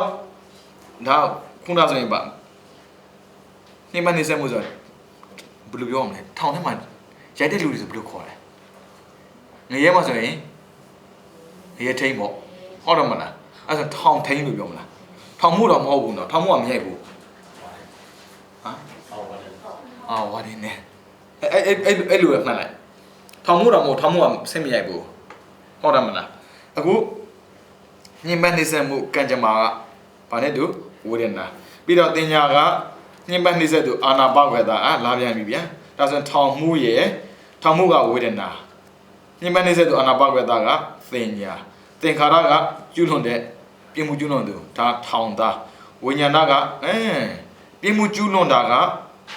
လူပြမှုကသင်္ခါရကျွလွန်တာကဝိညာဉ်အဲ့ဒါထောင်ပြန်ကြတယ်ဟုတ်တယ်မလားအဲ့ဆိုရင်ထောင်ကယောဝေဒနာကထောင်မှုပြီးတော့တင်ညာကထောင်သားမဟုတ်ဘူးအာနာပါကွယ်သားခုနပြောရထောင်ဝါတင်ဆိုတာပြီးတော့သင်္ခါရကပြမှုဝိညာဉ်ကကျွလွန်သူဒါကြောင့်ဦးဇင်းတို့ခုခံနေရတာစားလို့ဘိုက်အောက်ပြန်ပြီးတဲ့သူပဲသူလောက်တာသူခံပေါ့နှိမ့်ဆက်ခံနေရတာလေတနည်းတဲ့ဒါကတော့ဦးဇင်းတို့ဟိုမှာပါဖို့ရမလားဒီကကြောင့်ပါရမလားယောဂစားခွဲဝေဒနာကဘောဇင်ပညာကဟင်းလေယာသင်္ခါရကကျွေးမွေးအခန့်သူဝိညာဉ်ကစားသုံးသူတဲ့အမလီဒီဥပမာတွေမဆိုးပါဘူးကြိုက်တာဟုတ်တယ်မလားခုနဆေးရုံတို့ထောင်30မကြိုက်ဘူးလူတဏှာမြသည်အဝတ်စရာကောင်းတယ်မဟုတ်တဲ့အခါကျတော့မကြိုက်နေပြန်ရောဒုက္ခရောက်ခြင်းလို့တူတူပဲဘာဖြစ်စားခွဲဆိုရင်မဆေးရဘူးလားဆေးရတာပေါ့စားစရာဆိုမချက်ရဘူးလားဟောဘလောက်ပင်မန်းလဲဦးစင်မြေးနဲ့တွက်ကြည့်တယ်စားတဲ့ချိန်နဲ့ချက်တဲ့ချိန်စားတာခဏလေးရချက်တာလည်းခဏဆိုပေမဲ့ဝယ်ရတယ်ကြားတယ်ဗျဝယ်တာကြားတာထဲဝယ်ဖို့အတွက်ပိုက်ဆံရအောင်လုပ်တာအကြဆုံးစားတာမှမကြဘူးအလုံး15မိနစ်ပဲ15မိနစ်လုပ်15မိနစ်မစားဘူးဟောမှာတရက်လုံးမှ15မိနစ်ပဲစားတာအဲ့ဒါမြန်မလေးဒါလေးမစိုးဘူးဆိုတာတော့မှဒုက္ခရောက်ခြင်းလို့ဟုတ်တယ်မလားဒုက္ခမရောက်ခြင်းနဲ့တော့ဗျာဒုက္ခရောက်တာများလှပါပြီဒီခန္ဓာကိုဒီသင်္ချန်ကုန်းကြီးမမသွားတာကျင်းနေတော့ပေါ့တော်သေးတယ်ဒီသင်္ချန်ကုန်းကဘာဆိုတော့သစ်ပင်လေးပါစိမ့်ဆူနေတဲ့သင်္ချန်ကုန်းနဲ့မတူဘူးလေအဲဒါကြောင့်ဒီထောက်ကြမှာရှိရမှာလားစစ်သင်္ချန်ဆိုရင်အမလေးလူတွေလေးလှလို့သွားရိုက်ကြတာဘာမှသင်္ချန်ဆိုဘယ်သူမှမရိုက်ဘူးကြောက်စရာကောင်းတဲ့နေရာကိုကြောက်စရာကောင်းတယ်လို့မထင်တော့ဘူးတူတူပဲဥစ္စာတို့ခန္ဓာကိုယ်ကစစ်သင်္ချန်အလှပပြင်တာမပြင်းလားဆိုတော့ကြည့်လိုက်စမင်လေးဆိုရင်မနေ့ပြင်ထားလိုက်တာမျက်စိမှာမျက်မှန်လေးကတက်ထားလိုက်သေးရဲ့မဲအတင်းချမ်းကတော့မတူဘူးလေယွန်စဲတော့ပဲထင်မလဲမျက်မှန်တက်လို့ထီရောတော်သေးတာဦးစင်းမတက်ဘူးမပြောပြတာပါ तू ကတခုချွတ်တာနဲ့တခုကိုမြဲတမ်းအစားထိုးပေးတယ်ယွန်သွားမှာဆိုလို့မကြိုက်မှာဆိုလို့ဒါကြောင့်စိတ်တင်းချမ်းမှာတော့ကြည့်မြဲတမ်းပြင်ထားတာဗျယွန်စရာတော့မထင်ဘူးတူတူပဲလေမသာမြုပ်တဲ့နေရာတင်းချမ်းကုန်းပေါ့ဒါပေမဲ့ယွန်စရာကောင်းလားဆိုတော့မကောင်းဘူးတူတူပဲဥစ္စာခန္ဓာကိုယ်ကတင်ချမ်းကုန်းပဲယွန်စရာကောင်းတဲ့အနေနဲ့ရှုမှတ်တာယွန်စရာကောင်းတာယွန်စရာမကောင်းတဲ့အနေနဲ့ကြည့်မယ်ဆိုရင်ယွန်စရာလို့ထင်ဖို့မထင်ဘူးခုမေ့ကြည့်ထင်လားဆိုတော့ရှင်မြတ်ပြောတော့လေဟုတ်တယ်လို့ပဲ အဲ့တော့ဟုတ်တယ်လို့မပြောဟုတ်တယ်လို့ပဲပြောတာပြီးတော့လည်းပြီးတာပါပဲဟုတ်တယ်မလားပြီးတော့ရှုမှတ်ပုံအပြည့်ဆုံးဖြတ်ပုံတဲ့ခန္ဓာတွေကိုရှုမှတ်တဲ့အခါမှာအကျဉ်းသင်္ကေပအပြည့်ရှုမှတ်ပုံနဲ့အကျဉ်းဝိထာရအပြည့်ရှုမှတ်ပုံဆိုပြီးတော့နှစ်မျိုးရှိပါတယ်တဲ့အကျဉ်းရှုမှတ်ပုံနဲ့ဥပါဒာနဲ့ခန္ဓာကိုအကျဉ်းရှုမှတ်တဲ့နေရာမှာအာတိဝိသောပမာသုံးမှာဟောတော်မူထားတဲ့နေရာတန်လျက်ဓာတ်ကိုချိန်ပြီးတော့ခုတ်တပ်ဖို့ရှေ့ရှုလာတဲ့ယန္တုအနေနဲ့ကြည့်ပထမဆုံးဒါမှာဓာတ်ကန်ပြီးတော့ရှေ့ကိုလာတဲ့လူအနေနဲ့ကြည့်တဲ့ပြီးတော့ဘာသာသုံးမှာဟောတော်မူထားတဲ့နေရာတအားလေးလံတဲ့ဝန်ထုံးဝန်ပိုးမှန်တယ်ဗျအခုကျမ်းမာရေးကောင်းနေလို့လေးမန်းမသိဘူးဒီခန္ဓာကခန္ဓာတအားလေးတာနော်နည်းနည်းလေးနေမကောင်းဖြစ်ကြည့်ဒီခန္ဓာကိုမသိချင်တော့ဘူးဦးဇင်းတို့ကဘာရှိနေဆိုရင်ကာယလောဒာမောင်ဒီလောဒာမုဒုဒာကံမြတ်တာရှိရမလားအဲ့ဒါရုပ်မှာရှိနေလို့အဲ့ဒါရှိနေကျမ်းမာရေးကောင်းနေတဲ့ခါမှာအဲ့ဒါရလောဒာရှိနေပေါ်ပါနေတယ်ဘာသာဆိုတာဝန်ပြောတာဝန်ထုတ်ဝန်ပိုးအာတိဝိသောပမာဆိုတာအစိတ်ဘာရကဝန်ထုတ်ဝန်ပိုးနေတယ်တဲ့ပြီးတော့ခေစနီယဒေသနာတရားတော်ရဆိုရင်အသားစားမဲ့ဘလူးခေစနီယဆိုခဲတာဆိုဝါစားတာပြောတာကွာဆိုဘောဇနာနဲ့ခါရနီယာမတူဘူးဘောဇနာဆိုတာထမင်းကိုစားတာဒါကြောင့်စားပွဲခဲပွဲလျက်ပွဲမတူဘူးဒါကြောင့်ဘောဇနာခါရဏသာယနာပါဠိကဘောဇနာဆိုတာထမင်းဟင်းကိုစားတာမျိုးခါရဏဆိုတာကသစ်သီးတို့ချိုပွဲတို့စားတာမျိုးသာယနာဆိုတာလျက်ပွဲဆိုတာရဲစားတို့ထင်းရက်တို့အမျိုးမတူဘူးဒီမှာကျတော့ခေစနီယာဆိုရင်ခဲစားတာဝါစားတာကိုပြောတာအဲ့လေဘလူးကတော့လူစားတဲ့နေရာမှာထမင်းနယ်သူပဲနေမလဲဗျဟုတ်တယ်မလားကောက်စားတာလေကျွတ်နဲ့ဝါတာအဲ့ဒါကိစနီယာခေါ်တယ်အဲ့ဒါအသားစားမယ်ဘလူးပြီးတော့ယမကသုံးမှာဟောတော်မူတဲ့နေရာဥပါဒာနဲ့ခန္ဓာ၅ပါးကိုအိဋ္ဌအဖြစ်တကောင်ဒုက္ခအဖြစ်တကောင်အနတ္တအဖြစ်တကောင်သင်္ခရအဖြစ်တကောင်သူတသမနေတဲ့ဖြစ်တကောင်ရှုရမယ်အဲ့ဒါရှုရမယ့်အရာကျင်းရှုမှတ်ပုံဒါကြောင့်ကိုယ်ခန္ဓာမှာတစ်ခုခုမှတ်ကြည့်လိုက်အေးငါခန္ဓာကိုငါ့အသက်ကိုလာပြီဒါအမှန်ပဲဘယ်ချိန်သိမယ်ဆိုတော့မသိဘူးဒါနဲ့လာပြီးခုတ်တော့မယ်ဆိုရင်ခုတ်ချင်တဲ့ခုတ်ထားနိုင်မယ်မခုတ်မနဲ့ရွယ်နဲ့ရွယ်ထားမယ်ခုတ်ရင်တော့သိမှာပေါ့မခုတ်သိရင်မသိသေးဒါပေမဲ့အချိန်တိုင်းသိနိုင်တယ်ဘာဖြစ်လို့ तू ကခုတ်မှာ哦အဲ့ဒါမျိုးတွေးနေတဲ့အတွက်ငါဒီမောချသေးရမည်ဒါပဲဘာဖြစ်လို့ဒါနဲ့ရွယ်ထားလို့ပြီးတော့ငါဒီမောချသေးရမည်ဘာဖြစ်လို့လဲဝန်ဖိထားလို့ငါဒီမောချသေးမည်ဘာဖြစ်လို့ဘလူးစားလို့ပြီးတော့ငါဒီမောချသေးမည်ဘာဖြစ်လို့လဲအိဋ္ဌမမြဲလို့ရန်ဆိုတော့တာမဟုတ်ဘူးယိုဆယ်တော်ကြီးတွေဆိုတဲ့တရားတွေကလေဒီလိုမျိုးလက်ကြည့်မဘယ်တော့ကြီးပြောတာလဲသိတယ်ငါဒီမောချသေးရမည်အချိန်မင်းသားလို့တော့ဒီအာဒီဝိသုပမှာကြည့်လိုက်မပါဘူးလားတက်ခံမှာ哦ပြီးတော့ဝန်ဖိကြည့်ပါလားဘာသာမဟုတ်လားစားတော့မယ်ဆိုရင်ခေစနီယပြီးတော့အိဋ္ဌမမြဲဘူးဆိုရင်ယမကလေလွတ်တာရှိလားမရှိဘူးဗျာဆယ်တော်တရားတွေကမမှားဘူးဗျာဦးဇင်းတို့အတူယူပြီးတော့ပြောနေရတာပဲရှိတာဦးဇင်းတို့အတွေးကြုံကတကယ်မရှိသေးဘူးစာပေအတွေးကြုံရဲ့ဆရာတော်တွေပြောတဲ့ဩဝါဒအတွေးကြုံပဲရှိတာတခြားအတွေးကြုံမရှိသေးဘူးအကျက်ရှုမှတ်ပုံတဲ့တိရုပ်ကိုအနှိမ့်အနေမခံတဲ့အတွက်ရေမြုပ်ဆိုင်လို့သဘောထားတဲ့ရုပ်ကအနှိမ့်နဲ့မခံဘူးပြောမှာမလီနှိမ့်တယ်များကောင်းလိုက်တာတရားစီရုပ်ကအနှိမ့်နဲ့မခံနိုင်ဘူးမယုံရင်လေပွင့်ရင်များနှိမ့်ခံကြည့်ပါလားကိုယ်ခန္ဓာကိုယ်နဲ့လေပွင့်ခန္ဓာကိုယ်နဲ့လာနှိမ့်ခံကြည့်ဘလို့နေတော့ကျူသွားမှာတေသွားမှမပြောဘူးဗျမဲဆိုတော့မဆိုတော့တေတော့မခံဘူးကျူမလွယ်သေးဘူးတနာတော့မကင်းသေးဘူးဟုတ်တယ်မလားယောဂနှိမ့်နဲ့မခံဘူးရေမြုပ်ဆန်တော့ဒါအမှန်ပဲဘယ်နေရာစကြည့်မလဲဆိုပြိဿနေစကြည့်လိုက်ပရမန်ကလလန်ဟောတိဟုတ်တယ်မလားတားမြန်နေဗျသေမာတားမြန်လုံးလို့ဒါကြောင့်ပရမ9ရက်ကအသေးလွယ်ဆုံးဒုတိယဘာဖြစ်လာအမြုပ်မေးသွားပြီလားဥပဒကမမှာလေဖြစ်စင်မှာလေအမြုပ်ကန်ကြည့်ဒီခန္ဓာကိုယ်မာတောင်နေလို့မဲဘာမှဖြစ်တယ်ဒီဟာမကြည့်နဲ့နောက်ကိုပြန်ကြည့်ပရိသတ်နေပြန်ကြည့်လိုက်ဘလောက်မြန်လဲဒါကြောင့်ဘိုက်ကိုအထီးခိုက်မခံဘူးပြီးတော့အစားတော့ရှောင်ရတာစားကျင်တာစားလို့သီမာနေကိုမသိဘူးမှာပဲဟိုရုပ်သီမာပေါ့ဒါကြောင့်ကိုလည်းကိုအမေကအဲ့လိုဂိမ်းမဆိုင်ခိုင်ကိုလည်းသီမာပေါ့အမလီကိုမသိတာများသွားကြည့်နေသေးတယ်ကျိုးမှာပေါ့တယ်မဲပိုင်းတာသီမာပေါ့လို့ပြောပူကောင်းတယ်အဲ့ဆိုမသိခြင်းတဲ့စိတ်တွေပေါ်လာတာကျိုးမှာပေါ့ဆိုရင်ပါလေဆက်အောင်ပါပြီးတော့ နှစ်ဝေဒနာကိုတခဏလောက်ပျော်စရာကောင်းတဲ့ရေဘူးပေါင်းဒါလည်းမှန်ပဲကလေးလေးကြည့်ဘူးပေါင်းနေဆိုဖူးမောက်ပျော်မလားလူကြီးဟောခန့်ကြည့်ပါလားဘူးမောက်ရှိလားကလေးကလားဆန်းတာဆိုပုထုဇဉ်နဲ့ကြည်လိုက်အရိယာမျိုးလုံးထဲမှာဆိုကလေးကြီးကြာနာပဲပါဘူးပေါင်းနေမှုန့်နေကြည့်လိုက်ဝေဒနာခံစားစရာဘာမှမတွေ့ဘူးဥစ္စာခံစားလို့ဆုံးလားမဆုံးဘူးဗျာဒါပြီးဟိုပြီးရှောက်ရှက်ခတ်နေတာပဲခဏလေးပဲခဏတာကိုခံစားနေတာအဲ့ဒါဝေဒနာပြီးတော့တင်ညာကိုအမှားမှရွေးပြောဆိုတတ်လို့တန်လျက်တဲ့တန်လျက်ဆိုတာအမှန်မဟုတ်ဘူးမယုံရင်လေအညာဒေသမှာသွားကြည့်နွေရာသီသွားနော်စောင်းစီမသွားနဲ့နွေရာသီသွား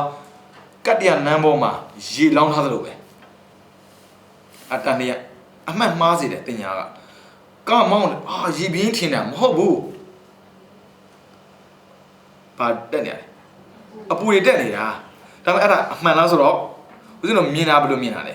ရေလို့မြင်တာတကယ်သွားကြုံတော့ဘာမှမရှိဘူးဒီတိုင်းပဲဘဝကိုကြည့်မယ်ဆိုအမှန်မှားတာလေဦးဇင်းတို့ကမှန်မှားတော့ဘာဖြစ်လဲငါပေါ်လာတာတကယ်ငါရှိလားဆိုမရှိဘူးငါမရှိဘဲနဲ့ရှောက်လို့တော့လွဲကုန်ရောတင်ညာဒါကြောင့်တင်ညာကတန်လေးရဲ့ရုပ်ကတော့ရေမြုပ်ဝေဒနာကရေဘွက်တင်ညာကတန်လေးရဲ့မှတ်ထားဗျဆောင်းဝဲဖြေမဲ့လူတွေဒီနေရာကရေးကြီးတယ်ဗျဒီနေရာပါတယ်ပြီးတော့သင်္ခါရကအနှစ်သာရမရှိတော့မပြောတော့တဲ့ဝိညာဉ်ကလှည့်ဆက်တတ်တဲ့အတွက်မြက်လှဲ့တယ်ဘာမှကောင်းတာမရှိဘူးဝိညာဉ်ကလှဲ့တယ်ဟိုကကောင်းတို့ဒီဟာကောင်းတို့ဘာဖိတ်သွားနှစ်ပြောတော့ဖိတ်သွားတယ်မကြည့်ပါလားသင်္ခါရဘာရှာဆိုတန်လျက်ကိုတွေ့တော့ရေဘွက်ပြီးတော့ထိလိုက်တော့ပျောက်သွားအဲ့ဒါရေမြုပ်ဘာကြံဘာမကြံဘူးညာအဲ့ဒါအကျယ်ရှုမှတ်ပုံတဲ့တစ်ခုစီမှတ်ပေါ့ရရှိနိုင်တဲ့အကျိုးထူးတဲ့ဥပါဒณะခန္ဓာကိုတဲ့အကျဉ်းအပြည့်ရှုမှတ်မဲ့ဆိုရင်ခန္ဓာကြောင့်မပင်ပန်းရခြင်းအကျိုးနဲ့အကျဉ်းအပြည့်ရှုမှတ်မဲ့ဆိုရင်အနှစ်သာရမရှိတဲ့ခန္ဓာမှာအနှစ်သာရရှိတယ်လို့မှတ်ထင်မှုမရှိတော့ဘူးတဲ့အဲ့လိုမှတ်တဲ့အတွက်ရလာမယ့်အကျိုးကအနှစ်သာရအနေနဲ့ထင်တဲ့အရာကအနှစ်သာရမရှိတော့ပါလားလို့သိသွားရတယ်တဲ့ဗျာအထူးရှုမှတ်ပုံတဲ့တာကောင်းမွန်ပေမဲ့လို့အစ္စတိကယုတ်ကိုအာတုဘလို့ရှုမှတ်တဲ့။ကဲမှတ်ပုံပြောတယ်နော်။ဒါမှမှတ်တိုင်းလည်းမရတော့ဘူး။ဘလောက်ပဲကောင်းတဲ့အရာဖြစ်ဖြစ်အစ္စတိကယုတ်အတွင်းမှာရှိတဲ့ယုတ်ကိုအာတုဘအမှန်ပဲဗျာအစ္စတိကကြည့်လိုက်မျက်စိပဲကြည့်မျက်စိအမြဲတမ်းအာတုဘဆိုဘာဖြစ်နေလဲ။ရေထွက်လိုက်မျက်စိထွက်လိုက်မထွက်ဘူးလား။ကောင်းလားအာတုဘဆိုသေတာပြောတာမဟုတ်ဘူးနော်။မတင်းတဲ့မကောင်းတာကိုပြောတာ။နှစ်ဒုက္ခဝိပရိနမဒုက္ခသင်္ခါရဒုက္ခဆိုတဲ့ဒုက္ခ၃မျိုးကမလော့နိုင်လို့ဝေဒနာကိုဒုက္ခလို့မှန်ရမယ်နော်အဇတိကယုတ်ကိုအာတုဘလို့မှန်တဲ့ကိုယ်ခန္ဓာကိုပြောတာပြီးတော့ခံစားတတ်တဲ့ဝေဒနာကိုကြတော့ဒုက္ခလို့မှန်တဲ့ဘာဖြစ်လို့လဲဒုက္ခနာဘောဒုက္ခသလိုလဲခံစားရတတ်ပါတယ်တဲ့ဝိပရိနာမဒုက္ခတဲ့ဖောက်ပြန်လို့လည်းခံစားတတ်ပါတယ်သင်္ခါရဒုက္ခမတိမတန်နဲ့လည်းခံစားနေတတ်ပါတယ်တဲ့အဲ့ဒီသဘောတရားတွေရှိလို့ဝေဒနာကိုဒုက္ခလို့မှန်းတဲ့ပြီးတော့မစီမံမခံခွဲနိုင်လို့သင်ညာနဲ့သင်္ခါရကိုကြတော့အနတ္တလို့မှန်းတဲ့စီမံထားတာမဟုတ်ဘူးခံခွဲလို့မရဘူးသူဖြစ်နေတာအဲ့ဒါအနတ္တပြီးတော့ဖြစ်ချင်းပြည့်ချင်းသဘောရှိလို့ဝိညာဉ်ကိုအနေစာလို့မှန်းတဲ့အနေစာဒုက္ခအနတ္တအာတုဘအဲ့ဒါခန္ဓာ၅ပါးဒါမဲ့မှတ်စရာက၄ပါးဟောရမလားတစ်ပါးနှစ်ပါးကတစ်ပါးဖြစ်သွားတယ်ခံခွဲမှုမရှိတဲ့အတွက်သင်ညာနဲ့သင်္ခါရကတော့အနတ္တတဲ့ဒါဆိုမှတ်တာလွယ်ပါတယ်ကိုကလိုချင်တယ်ဒါတွေကြိုက်ပြီဆိုရင်ဘယ်လိုမှတ်မှာဘယ်လိုလဲအာတုဘမဟုတ်ပါဘူးလိုချင်တာလေဒုက္ခဝေဒနာမဟုတ်လားသူငါလုံးမှတ်မိတယ်ဆိုရင်မှတ်တယ်မလားဒါသူပဲဒါငါပဲဒါငါအိမ်ပဲမှတ်တာမရှိဘူးလားဘာလို့မှတ်အနတ္တသိတာမရှိဘူးလားငါသိတာလားမဟုတ်ဘူးအနိစ္စမမြဲဘူးဟုတ်တယ်မလားအဲ့ဆိုရင်မြင်တာကြားတာမရှိဘူးလားမြင်တာကြားတာဆိုရင်ဘယ်လိုမှတ်တခုပဲကြံတော့တာလေအာတုဘတော်တော်ကိုကျွမ်းကျင်ကြတယ်ဗျာတရားမှတ်တာအလောင်းတော့ပဲဘာလောင်းတော့မသိ၄ခုတည်းရှိလို့သာပဲ သူဘဒုက္ခနေဆာအတ္တလို့ထင်တဲ့ပုဂ္ဂိုလ်တွေအတွက်အတုဘဒုက္ခအနတ္တအနေဆာလို့မှတ်လို့ပြောတာဒါဆိုရင်စီဝါလောက်တာဘဝထဲမှာရှင်သန်တာနဲ့ဘဝလုံးမြောက်အောင်လောက်တာမတူဘူးဘဝလုံးမြောက်အောင်လုပ်ရင်ဒီလေးချက်ကြီးပွားလုံးရင်ရှေ့ကအားတွေဖြုတ်လိုက်သူဘဒုက္ခနေဆာအတ္တအဲ့လိုတွေးမှဒါကြောင့်မို့မင်းကောင်းစီတော်ဆရာတော်ကြီးတရားပြတာလေသူလည်းကောင်းတယ်ဗျလူတယောက်တရားကြောင့်အောင်တရားပြနိုင်တယ်လို့သူ့ရဲ့တပည့်က2ယောက်ရှိဘူးတယ်လေဗမာနိုင်ငံမှာတောင်ပူလူဆရာတော်နဲ့မာစီဆရာတော်မင်းကောင်းစီတော်ဆရာတော်ရဲ့လည်းမနေဘူးတီလုံးဆရာတော်ရဲ့တပည့်ရင်းတော်မဟုတ်ဘူးတီလုံးဆရာတော်တပည့်ရေးထားတဲ့ကျမ်းကိုဖတ်ပြီးတော့ပုဂ္ဂိုလ်ထူဖြစ်တာအဲ့ဆရာတော်ပြီးတဲ့တရားထဲမှာဆိုရင်သူက2မျိုးပြောတယ်ဗျစေဘွားလုံးမဲ့ပုဂ္ဂိုလ်ဆိုရင်1မျိုးအဲ့လိုမဟုတ်ဘဲနဲ့အခုပဲလွတ်ချင်တဲ့ပုဂ္ဂိုလ်ဆိုရင်1မျိုးတရားပြတာလေးတော်တော်ကောင်းတာပဲမိတော့မမိပါဘူးစာဖတ်တာပြောတာတရားပြတော်တော်ကောင်းတယ်ခဏကြာမိတယ်ထင်နေဦးမမိဘူးဟုတ်လားမလားဒါပေမဲ့အဲ့တီလုံးဆရာတော်ကိုအဲ့မင်းကုန်းစီတော်ဆရာတော်ကြီးကမှတ်ချက်ပြုတဲ့ထက်မှာပါတယ်ဝေးဟောပြန်တော့ကြပြီအဲ့ဆရာတော်ကြီးကအနာခံကြီးဗျရှေ့ဆရာတော်ကြီးဆိုအဲ့လိုဗျသုံးတယ်ပြီးတော့ကိုထက်သုံးတယ်ဆိုပါစို့ဒီဦးစင်းဘွဲဆိုညာနာဝရဆိုရင်ကိုညာနာကြီးအဲ့လိုခေါ်တာဒါကြောင့်မို့ဟိုသူတို့ချင်းချင်းဆိုဟေးကိုသီးလုံးဒီလိုရှိတယ်ဗျအဲ့လိုသုံးတာရှေ့ဆရာတော်ကြီးကဦးစင်းဆရာတော်ကြီးတောင်မှတချို့ဆိုရင်သုံးသေးတယ်ဒုက္ခတော့လေဒီလိုရှိတယ်ဗျအဲ့လိုသုံးတာအခုခေတ်တော့အဲ့လိုမရှိတော့ပါဘူးဒါကသူဘ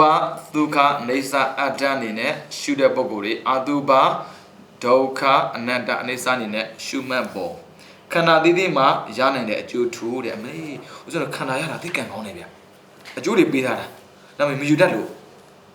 အဲ့ဒါကြောင့်ပြောတာပေါ့ human resource ဆိုတာလူတွေမှာအနှစ်သာရရှိတယ်ဗျအဲ့ဒါ resource ကိုဦးဇင်းတို့ထုတ်သုံးနိုင်ရင်အနှစ်သာရရမှာပဲအခုအနှစ်သာရထုတ်ခိုင်းနေမှာလားရုပ်ထက်ကအာတုဘထုတ်တဲ့ပြီးရင်ဝေဒနာထက်ကဒုက္ခထုတ်တင်ညာနဲ့သင်္ခါရထက်ကအနတ္တထုတ်ပြီးတော့ဝိညာဉ်ထက်ကနေစထုတ်ဒါပဲလို့ဆိုလာပြန်ပြန်ခန္ဓာသီးသီးမှာရနိုင်တဲ့အကျိုးထူးတဲ့အစ္ဆတိကယုတ်ကိုအာတုဘလို့ရှုမှတ်တဲ့ယောဂီပုဂ္ဂိုလ်တယောက်အနေနဲ့ဆိုရင်ကပလီကာရအာဟာရကိုပိုင်းခြား၍သိနိုင်တယ်သူစားတဲ့အစာနဲ့ပတ်သက်ခွဲခြားသိနိုင်တယ်ကပလီကာရအာဟာရဆိုရင်အလုပ်တွေဝါစားတာကိုပြောတာအဲဝါစားတာမျိုးရင်ထွေးချကြည့်လိုက်ဘာဖြစ်နေလဲသူပါလားအတုပါလားအာတုဘကိုသူပါလို့မှတ်တင်မှုဝိပဿနာတော့ပယ်နိုင်နေတဲ့ကိုကအကောင်းလို့ထင်ထားတာတကယ်ကမကောင်းဘူးဆိုတဲ့အတွေးကိုရန်သွားနိုင်တယ်ဒီနေရာမှာအစိုးမြင့်ဝါဒီကအကောင်းတယ်ဗျကိုခန္ဓာကိုယ်သာအစိုးမြင့်သူများခန္ဓာအစိုးမမြင်နဲ့ပြီးတော့ကာမောဂမှာလွန်မြောက်နိုင်တယ်ကာမဩဃကာမယောဂနဲ့မရှင်ဘူးတဲ့ပြီးတော့ကာမသောမှကင်းတယ်ခင်ကြည့်အောင်ကာမောဂကာမယောဂကာမသဝရှင်ပြောဆိုရင်လောဘကင်းတယ်လောဘကတခြားလောဘမဟုတ်ရူပအရူပမပါသေးဘူးဗာလဲဘာလို့လဲစားနေလို့လေဘယ်ပြမရစားမှမစားဘဲနဲ့ပြီးတော့အဘိဇာကာယကံဓာကိုဖြစ်စီနိုင်ခြင်းကာမုပါဒံဖြစ်မစွမ်းနှံ့တော့ခြင်းအကျိုးထူးကိုရနိုင်နေတယ်ဗျာရူပခန္ဓာအကျိုးရူပခန္ဓာဘယ်လိုရှုရင်လဲအတုပါလို့ရှုတာများရင်ဘာကင်းလဲကာမရာဂကင်းတယ်ကာမရာဂကင်းပြင်ထားအနာဂံဖြစ်နီးနီးဖြစ်သွားပြီအနာဂံကာမရာဂမရှိဘူးရူပရာဂအရူပရာဂပဲရှိတာကဲဘယ်တော့ကောင်းလဲခန္ဓာများမုန်းစရာလားမုန်းစရာမဟုတ်ဗျာအခုချစ်စရာဘယ်တော့ကောင်းလဲဩငါခန္ဓာကောငါ့ကိုတရားပြနေတယ်တရားယူတဲ့စိတ်ငါမှမရှိသေးလို့တရားမရတာနောက်ထပ်ခန္ဓာတခုထပ်ပြပြန်ပြီခန္ဓာ၅ပါးရှိတဲ့တရားပြတဲ့ဆရာ9ယောက်တောင်ရှိတယ်အဲ9ယောက်ကိုမကြည့်ဘူးတခြားသွားကြည့်နေကြနဲ့ဝေဒနာကိုဒုက္ခလို့ရှုမှတ်တဲ့ပုံကိုတရားနေတယ်ဆိုရင်ဖတ်တာအာဟာရကိုပိုင်းခြားပြီးသိနိုင်တယ်ဟုတ်တာပေါ့သူကဖတ်တာတွေးကြည့်မို့လေပြီးတော့ဒုက္ခကိုဒုက္ခလို့မှတ်ထင်မှုဝိပဿနာတာကင်းတယ်ဒုက္ခပဲဒုက္ခလို့ထင်ကိုမထင်ဘူးတဲ့ဘောထဲမှာဘလောက်ပဲရှင်းနေဇာတိပိဒုက္ခဇရာပိဒုက္ခဗျာတိပိဒုက္ခမရဏပိဒုက္ခအဲ့ဒါဒုက္ခလို့လုံးဝမထင်ဘူးဒုက္ခကိုဒုက္ခလို့ပဲမြင်နေတဲ့ဗျအဲ့ဒါဝေဒနာကိုဒုက္ခနဲ့ရှုတာများရင်ပြီးတော့ဘဝကလုံမြောက်နိုင်တယ်ဘဝယောဂမရှိဘူးဘဝသဝကင်းတယ်မြာပါဒကံကတာဖြစ်စီနေတယ်အဲ့ဆိုရင်ဘာဖြစ်နေလဲဆိုရင်အဖြေကအနာဂံဖြစ်သွားပြီ ကဲဘလောက်မြင့်လဲဗျာပါဒဆိုတော့ဒေါသကိုပယ်တာတိလဘတုပါဒံဖြင့်မစွမ်းနှံတော်ခြင်းအကျိုးထူးတဲ့ကဲကောင်းလိုက်တာလောက်ကြဗျာရှင်များတဲ့လို့ပေါ့ပြောလေဘယ်သူမှပြောတော့ပြောပါလေဒီစိတ်ထဲပြောနေတာရှင်မမကြားလို့လေတင်ညာနဲ့သင်္ခါရကိုကြတော့အနတ္တလို့ရှုမှတ်တဲ့ပုဂ္ဂိုလ်တရားနေတဲ့ဆိုရင်တဲ့မနောသစ္စနာဟာရကိုပိုင်းခြားပြီးသိတယ်တဲ့အနတ္တကိုအတ္တလို့မှတ်ထင်မှုဝိပဿနာကင်းပြီးအဲ့ဒါရမ်းတာပဲဒါကြောင့်ဘုရားရှင်ကဓမ္မစကြာကိုပရမဆုံးဟောရတယ်ဗျအနတ္တမဟောဘူးဘုရားအရင်ပါနေတယ်ဘာကြောင့်ဆိုသူကဘာကိုးခဲ့တာအတ္တကိုးခဲ့အတ္တကိုးခဲ့လို့ဒိဋ္ဌိမပြောရဘူးဘုရားအရင်ပါနေတယ်မင်းအတ္တကိုးတာမှားနေရကွာစင်သွားပြီလက်မခံဘူးဒါကြောင့်မို့ကာမဒုက္ခနိကံတွေကအတ္တကိုးခဲ့တဲ့ပုဂ္ဂိုလ်ကဘာလဲဆိုရင်မဟုတ်တာလုပ်တဲ့နေရာမှာလည်းအစွန်းရောက်တယ်ပြီးတော့စီစဉ်ခံစားနေရမှာလည်းအစွန်းရောက်တယ်ဒါကြောင့်ကာမဒုက္ခနိကံတို့ကလည်းအတ္တကိနောနှစ်ချက်ကိုထည့်ပေးတာဘာဖြစ်လို့ဆိုသူကိုယ်နဲ့ကြုံခဲ့လို့သူ့ကိုထိန်းတဲ့လူကဒီ9ယောက်ပင်စားဝတ်ငါ့ကိုသူထိန်းတယ်လေဟာကျင်းလိုက်တာမဟုတ်ဟိုကထင်ကြီးတာလေအဲ့ဒါအတ္တကိလမထဟေးတို့ထုံမပြောတာတခုပဲအဲ့သူအားကြပြီးတော့အားရနေကြတာလေတကယ်တည်းအစာစားပြီးတော့တရားထုတ်တော့သေတ္တာမင်းသားဒီတရားမရတော့အစွန်းရောက်ကျင်းမှတရားရတယ်လို့ထင်တဲ့အထင်ဒါအတ္တပဲပြီးတော့သူတို့ကလူဘွားတော့ကအမတ်တွေပညာတတ်အမတ်တွေဆိုရင်ဘလောက်ပြောပါတယ်ဆိုတော့ထက်မရေးထားဘူးဗျာဦးဇင်သိကျင်တာတကယ်ရေးထားတဲ့တယ်ကိုရညာပုံနာကြီးမှာမိမဘယ်နှယောက်ရှိတယ်ပြီးတော့ဘလူများဘဝရှင်သန်ခဲ့တယ်ရေးထားတဲ့နာဗျဒါမဲ့ तू ကဘာဆိုတော့ပင်စားဝတ်ငါ့ဦးမှာပင်စားဝတ်ကြီးဖြစ်ပုံကိုပဲ तू ပြောတဲ့ထက်မှာ तू ပါလို့ထိတ်ဆုံးမှာ तू ကပါနေ तू အကြောင်းလေးဒါလေးပဲဘလို့ခံစားခဲ့တယ်မပါဘူးဒါမဲ့အဲ့ဟာကြီးသွားပြီဒီပုံနာ9ယောက်ကကာမဒုက္ခန္တိကနှယောကရှိခဲ့ဘူးလေဆိုတာမေးစရာမလိုဘူးအဲ့ဒါကြောင့်ဘုရားရှင်ကအတ္တကိုချွတ်တဲ့နေရာမှာအနတ္တကိုတန်မဟောဘူးဘာကိုဟောတာလဲဓမ္မစကြာကိုသစ္စာကိုရင်ဟောမှာအတ္တပြုတ်တာအဲ့ဒါဆိုဘုရားနေတော့မင်းတို့ဘဝကိုရပြီဆိုရင်ပျော်ပါမလိုက်စားနဲ့ပျော်ပါမလိုက်စားဘူးဆိုရင်တောထွက်တဲ့ခါမှာတရားထုတ်ပြီဆိုရင်တလွဲမကျင့်နဲ့အဲ့သူတို့ကိုယ်တိုင်လုပ်ခဲ့တာဘုရားလောင်းပြောခဲ့တယ်လေတောထွက်တော့ဘာဖြစ်လဲတလွဲဒါကြောင့်ဒုက္ခရစရိယသူများမလုပ်နိုင်တဲ့အလုပ်ကိုလုပ်လို့ဒုက္ခရစရိယအဲ့ဒါကြည့်မယ်ဆိုရင်ဘုရားကလမ်းမှန်ခဲ့လားဆိုတော့မမှန်ဘူးမှားတယ်ဒါအတ္တကိလမထနုယောကဘုရားက तू မလုပ်တဲ့ဟာဟောကုန်မဟောဘူး तू လုပ်တာဟောတာဒါပေမဲ့အဲ့ဒီလုပ်တဲ့အတိုင်းထင်ကြည့်ပြီးရှင်းသန်ခဲ့တာဘာလို့လဲအဲ့တရားနာတဲ့9ယောက်အဲ့9ယောက်တဲဟောတာဒါပေမဲ့အနာတ္တတို့တော့မဟောဘူးဗျာဒါတွေကမကောင်းဘူးကွာမင်းမှားနေတယ်ကောင်းတာကမဇ္ဈိမပရိပဒါသီလကျင့်သမာဓိကျင့်ပညာကျင့်အဲ့ဒါလေးအောင်ဆိုင်ရကျင့်9ရက်ကျင့်ယူရတာဒါကိုလက်ခံပြီးကျင့်တာ9ရက်ပြီးသွားမှဟုတ်သားပဲနောက်ဆုံးပုဂ္ဂိုလ်ကဘာတူလဲရှင်အတ္တစီဘာဖြစ်သွားတဲ့ချိန်မှာတာပန်အဲ့ဆိုကျန်တဲ့ပုဂ္ဂိုလ်ကဘာဖြစ်နေဆိုရင်မဖြစ်သေးဘူးလေရဟန္တာမဖြစ်သေးဘူးလေလောဘကြီးတာရဟန္တာမဖြစ်ယုံလေးဆိုရင်ဘယ်နှတိရောက်နေပြီလဲမင်းတော်လိုက်တာနာဂတိဖြစ်နေပြီဟုတ်တယ်နာဂတိဖြစ်နေပြီအနာဂံဖြစ်မှဘာပဲမှာလဲဒီကာမရာကအနတ္တပြောခြင်းလို့အဲ့ဒါမှဘာဟောပေးရလဲအနတ္တလက္ခဏာတော့အဲ့ဒါလူချင်းတို့ပြောတာဗျို့ဒါဒီနေ့ကဝါဆိုလာပြည့်ရောတရက်နေအနတ္တလက္ခဏာတော့မဟောသေးဘူးဒီနေ့မှဆိုရင်ဘယ်သူဖြစ်နေပြီလဲရှင်ကောတင်ညာဖြစ်သွားပြီအညာတိကောတင်ညာဒါပေမဲ့အနတ္တကိုဟောပြီလားမဟုတ်ဘူးဆက်အထုတ်ဖေရသိကျေးဇူးတင်မှုကောင်းနေပြီအဲ့တရားအထုတ်တဲ့လူတွေကိုထိုင်ကြည့်ရတယ်ဒီလိုကြည့်နေတာမဟုတ်ဘူးဟုတ်တယ်မလားဘယ်ငင်းနဲ့ကြည့်နေတာမှားနေလားမိုင်းချက်မြင်ပေးတယ်လေဟာကျေးဇူးတင်မှုကောင်းရင်ဒါမှန်တာပေါ့သူကဒါပထမဆုံးချပေးရတဲ့တရားလေလွဲလို့မရဘူးအဲ့၅ပါးကိုတော်တော်လေးတော့မလွယ်ဘူးအကျန်တဲ့ပုဂ္ဂိုလ်ကဆုံးကထွက်ပြီးလာတဲ့ပုဂ္ဂိုလ်ကမတော်တဲ့ပုဂ္ဂိုလ်ကထိုင်ရရင်ထွက်အဲ့လိုထွက်ခိုင်းတာနောက်ဆုံးရှင်အနေစီကြံတယ်လေနောက်ဆုံးတယောက်လည်းသူစောင့်တာပဲဖခင်လေးဗိမာန်ခံလိုက်တာကြည်အတ္တကိုလက်ခံထားလို့အတ္တဆိုတာဒိဋ္ဌိပဲဒိဋ္ဌိကတော့ထမပြုတ်ဘူးလေအကျဉ်းသားပဲပြုတ်တာတကယ်အချောစာဘင်းမှပြုတ်တာအနတ္တလက္ခဏာတော့အနတ္တကိုလက်ခံမှအဲ့ဒါကြောင့်မကြည့်အနတ္တကို အတ္တလို့ထင်မှတ်မှုဝိပဿနာကိုပယ်နိုင်တယ်တဲ့ဗျာဒါဆိုဦးဇင်းတို့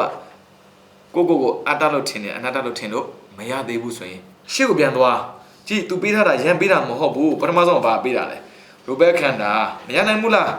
ရူပခန္ဓာလွယ်လုံးတယ်အဲ့လွယ်တဲ့ဟောက်ရင်လို့အဲ့ဆိုရင်ဘာကင်းလဲဆိုရင်ကာမရာဂကင်းတာပေါ့ဟောဗျာပါဒမကင်းခြင်းနဲ့ဩဗျာပါဒကင်းတာဘာလို့လဲအနာဂံပြည့်မှကြည့်လိုက်တင်ညာနဲ့သင်္ခါရဘာပေးတာလဲအနတ္တအဲ့ဆိုခုနကပြောတဲ့မပါမှလားငါးရက်နေဆိုရင်အနည်းဆုံးဘာဖြစ်နေပြီလဲသောတာပန်အများဆုံးပါအေးအဲ့ဒါသောတာပန်နဲ့အနာဂံပေါင်းပြီးမှပါတော့ခေါ်တာအနတ္တလက္ခဏာတော့အဲ့ဆိုကြည့်လိုက်ဒိဋ္ဌောကမှာလွန်မြောက်နိုင်ခြင်းနဲ့ဒိဋ္ဌိမရှိတော့ဘူးဒိဋ္ဌိယောကမရှင်ဘူးဒိဋ္ဌသဝကင်းတဲ့ဣတံသစ္စာမိနိဝေဒဖြစ်စီပြီးသားအတ္တဥပါဒံမရှိတော့ဘူးအဲ့ဆိုရင်ဘာဖြစ်သွားပြီလဲဒါပဲရဟန္တာဖြစ်သွားပြီတော်တော့ဒီလောက်ဆိုရင်ဒါဆိုရင်ဝိညာဉ်နဲ့ခန္ဓာတခုကြံနေတယ်ဘာအကျိုးရမလဲဆိုရင်ဝိညာဉ်ကိုတဲ့အနေစာနေနဲ့ရှုမှတ်တဲ့ပုံကိုကြတော့ဝိညာဉ်နဲ့ဟာရကိုပိုင်ခြားပြီးသိတယ်နေစာကိုနေစာလို့ထင်မှတ်မှုဝိပဿနာပယ်တယ်ပြီးတော့အဝိဇ္ဇောကတဲ့သူ့မှာလုံးဝအဝိဇ္ဇာမရှိတော့ဘူးအဲ့ဆိုအမှောင်ကင်းသွားပြီအဝိဇ္ဇောကနဲ့မရှင်ဘူးအဝိဇ္ဇာတော်မှာကင်းတယ်သီလပတ္တပရမတ္တသီလပတ္တပရမတ္တကာကနာကိုဖြစ်စေနိုင်တယ်ဒိဋ္ဌုပါဒံပြမဆွဲတန်းတော့ဘူးတဲ့အဲ့ဒါ3နဲ့4ကယဟန္တာအဲ့ဆိုရင်တိကသောတာပန်နဲ့သကဒါကနှစ်ကနာကကြိုက်တဲ့တရားကိုအထောက်ဒီကဥစဉ်တို့လွယ်လွယ်ကူနဲ့ရမှာပဲရင်လို့သောတာပန်ဖြစ်နိုင်တဲ့ဟာပဲရင်လို့သောတာပန်မဖြစ်သေးသေးအနာဂတ်မဖြစ်ဘူးအဲ့တော့သောတာပန်ဖြစ်မှာပါလေရုပ်မှန်ရပြီလုံလောက်တယ်လေဒါကြောင့်မို့ဥစဉ်တတိပဋ္ဌာန်၄ပါးမှာလေ၄ပါးဆုံးမှတ်เสียရမလို့ဘူးကာယ ानु ပတနာတတိပဋ္ဌာန်တစ်ပါးကိုမှတ်ရင်လုံလောက်တယ်လူတွေကမယုံအခုတွေ့ပြီလားရုပ်ကိုရှုရင်ဘာကြွရလဲကာမရာဂကင်းတယ်တော့ဗောကျင်းနေတော့ဗောမကျင်းနေသေးဘူးလားစာထဲမှာကျင်းနေဗောဒီလောက်မှမကျင်းနိုင်မတတ်နိုင်ဘူးကန့်ကြည့်ခန္ဓာ၅ပါးကလေသစ္စာ၄ပါးကိုသိစေတယ်လို့မ၄ပါးဖို့၄ပါးကိုရစေတယ်ဗျာဒါကြောင့်ခန္ဓာမမုန်းကြပါနဲ့ငါခန္ဓာရ၄ဆိုမလုံနဲ့ငါခန္ဓာကငါဆိုတဲ့အရာကိုဖြောက်အောင်တရားပြပေးနေတာအခုကြည့်လိုက်လေတရားပြပေးတာဘာဖြစ်သွားပြီလဲရဟန္တာဖြစ်သွားပြီအနတ္တလက္ခဏာသုတ်တိနာလို့ရသွားပြီအဲ့ဆိုခန္ဓာလေးတွေဒါပြီးသွားတာပေါ့တရားရှုတတ်ပြီလားအဲ့မှာရှုနေပေးတာမလားအဲ့ဒါများဟောရှုတိရှုဆရာတော်ကြီးဥသီလာကဘယ်တရားများဟောပြီးတော့ဘလို့များတရားထိုင်လဲဆိုတာရှာကြည့်တာတဲ့ဆရာတော်ကတပည့်ချင်းတရားအဲ့ဒါ तू ကနေပြောပြတယ်ထူးထူးခြားခြားတရားပေးတာတော့မဟုတ်ဘူးတဲ့ဒါပေမဲ့သူများတဲ့ထူးခြားအောင်ပင်မခံပြီးကျင့်တာတဲ့ဒါပဲဒါလေးပဲတရားရတယ်ဆိုတရားကြမဟုတ်ဘူးလူတွေကတရားကိုအမျိုးမျိုးလိုက်ရှာနေရတာအေးဘောကိုယ်နဲ့ကောင်းလို့ရရပေါ့လေဒါတော့တိုက်ဆိုင်တာကိုရရင်တော့ရမှာပေါ့နော်တကယ်ကတရားကထူးထူးဆန်းဆန်းမရှိဘူးအခုခန္ဓာ၅ပါးနဲ့ပတ်သက်တရားရှုလို့မရဘူးလားရတာအခုသူပေးထားတာလေနောက်ဦးဇင်းအဲ့ဒါနဲ့ရှုလို့မလွယ်သေးဘူးလွယ်ပါမလားအဲ့လိုမျိုးလုပ်နေတော့မရှိသေးရဲ့လွယ်လေးတွေသူပြောပြီးသားအောက်သူကရှုထက်လိုက်ကြည့်လိုက်ထူးရှုမှတ်ပုံမှာကြည့်မှတ်ထားတယ်တရားရှုမှတ်လို့ရတာစေယုံတွေပါသွားလုံးနေတယ်အဲ့ဒါကမှတ်ရုံပဲတရားမှတ်လို့မရဘူးအဲ့မှာ345မှာအထူးရှုမှတ်ပုံအတုပါဒုက္ခအနတ္တအိဋ္ဌနိုင်တဲ့ဟာပဲရှုအားလုံးရှုစမ်းမလို့ဘူး၄ပါးဆုံးလည်းရှုရင်သေမှာပေါ့ဟုတ်တယ်မလားအထင်ရှားဆုံးကရုပ်ပေါ်တိုင်းအတုပါဝေဒနာပေါ်တာမှန်မဲ့ထူးထူးခြားခြားပေါ်မှာဝေဒနာကိုဒုက္ခလို့မှန်ဟုတ်တယ်မလားပြီးတော့တင်ညာအဲ့လောက်မပေါ်ဘူးလေတရားမှတ်တဲ့ကမှတင်ညာအဲ့လောက်ပေါ်လာဆိုမပေါ်ဘူးပြောမှာပေါ့နားတယ်မှတ်နေရင်တော့တင်ညာခံစားနေရင်ဝေဒနာအဲ့မှာအဖြစ်ထွက်ပြီးသားမှတ်တာဆိုရင်မြဲလားတခုတကူဆက်မှတ်သွားကြတဲ့ကဘာဖြစ်လဲအစိုးမရဘူးလေအဲ့ဒါဆိုရင်အနတ္တသဘောထင်အောင်ရှုလို့ရတယ်ဝေဒနာပေါ်နေပြီဆိုရင်ဘာသဘောရှုမယ်ဆိုရင်ဒုက္ခပေါ်လို့ရတယ်ဝေဒနာဘယ်လိုနည်းနဲ့မှဒုက္ခမပေးဘူးဗျပြောမှာပေါ့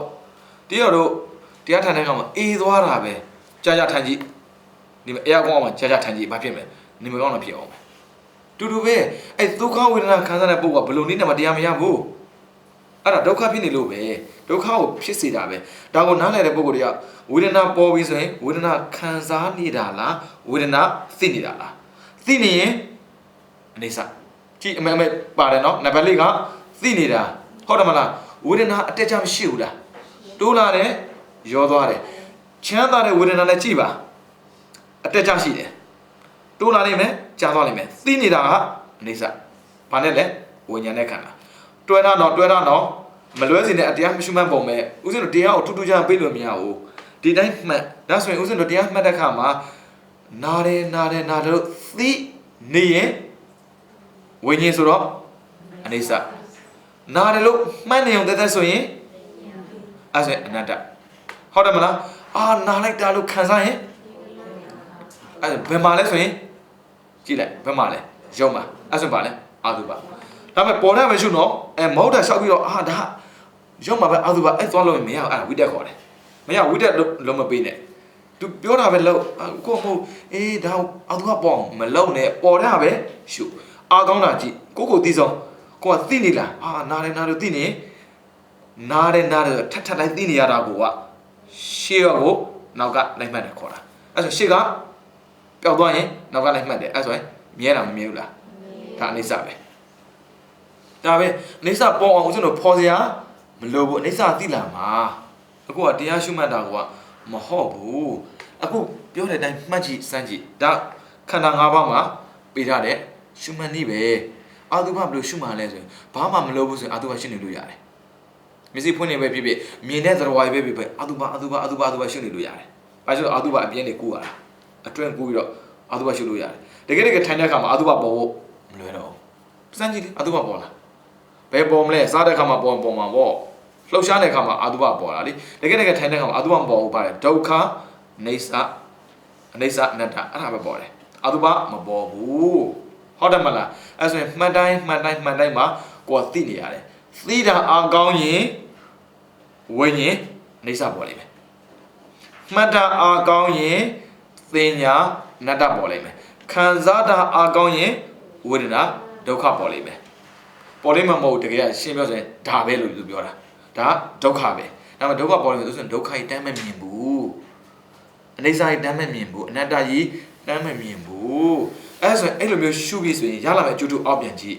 ဟုတ်တယ်မလားအာသုဘဦးဇင်းတို့မရှုတဲ့အတွက်ကိစ္စမရှိဘူးဘယ်နဲ့စာရှုလဲဆိုရင်ဝေဒနာရှုမယ်ဟုတ်မလားပြီးတော့တင်ညာရှုမယ်ဝိညာဉ်ရှုမယ်ကိုယ့်ရဲ့ရပိုင်ခွင့်ကသောတပန်မဟုတ်ဘူးဘယ်ထိလဲနာခံရဟန္တာဒီရပိုင်ခွင့်ရှိထားတာဒါတရားပဲဥတီလာကဘာတရားများဟောပါလေဆရာဥတီလာတရားဟောတယ်မရှိဘူးပြောတယ်ဒါပေမဲ့ तू ရောက်တဲ့နေရာတော့စာသင်လိုက်ထောင်းတယ်ပရိယတိသာသနာထုံအောင်သူလုပ်ပေးသူရောက်ဖူးတဲ့နေရာဒုတဲ့စောက်တီခဲ့တဲ့နေရာအားလုံးကစာနေနိုင်နေပြီပဲဒဝတိရောက်တယ်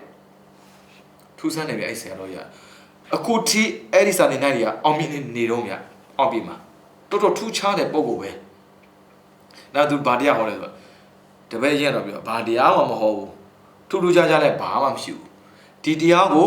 သူများထက်ယူစားအားထုတ်တာရှင်းပြတယ်ဇွဲကောင်းလုံးနေတဲ့ဒါကြောင့် तू ကတောထွက်တဲ့အချိန်တည်းနေတော့နှစ်ပေါင်း40ကျော်တောထက်မှာပဲနေတာလူလောက်ခါလည်းဝင်မလာဘူးဒါပေမဲ့သွားရင်လိုက်နေ तू ကတာနာပြုခဲ့တာပြီးရောကောင်းလိုက်တာအေးပေါ့လူနဲ့ပေါင်းတော့လူပြည့်တော့ခံရတာပေါ့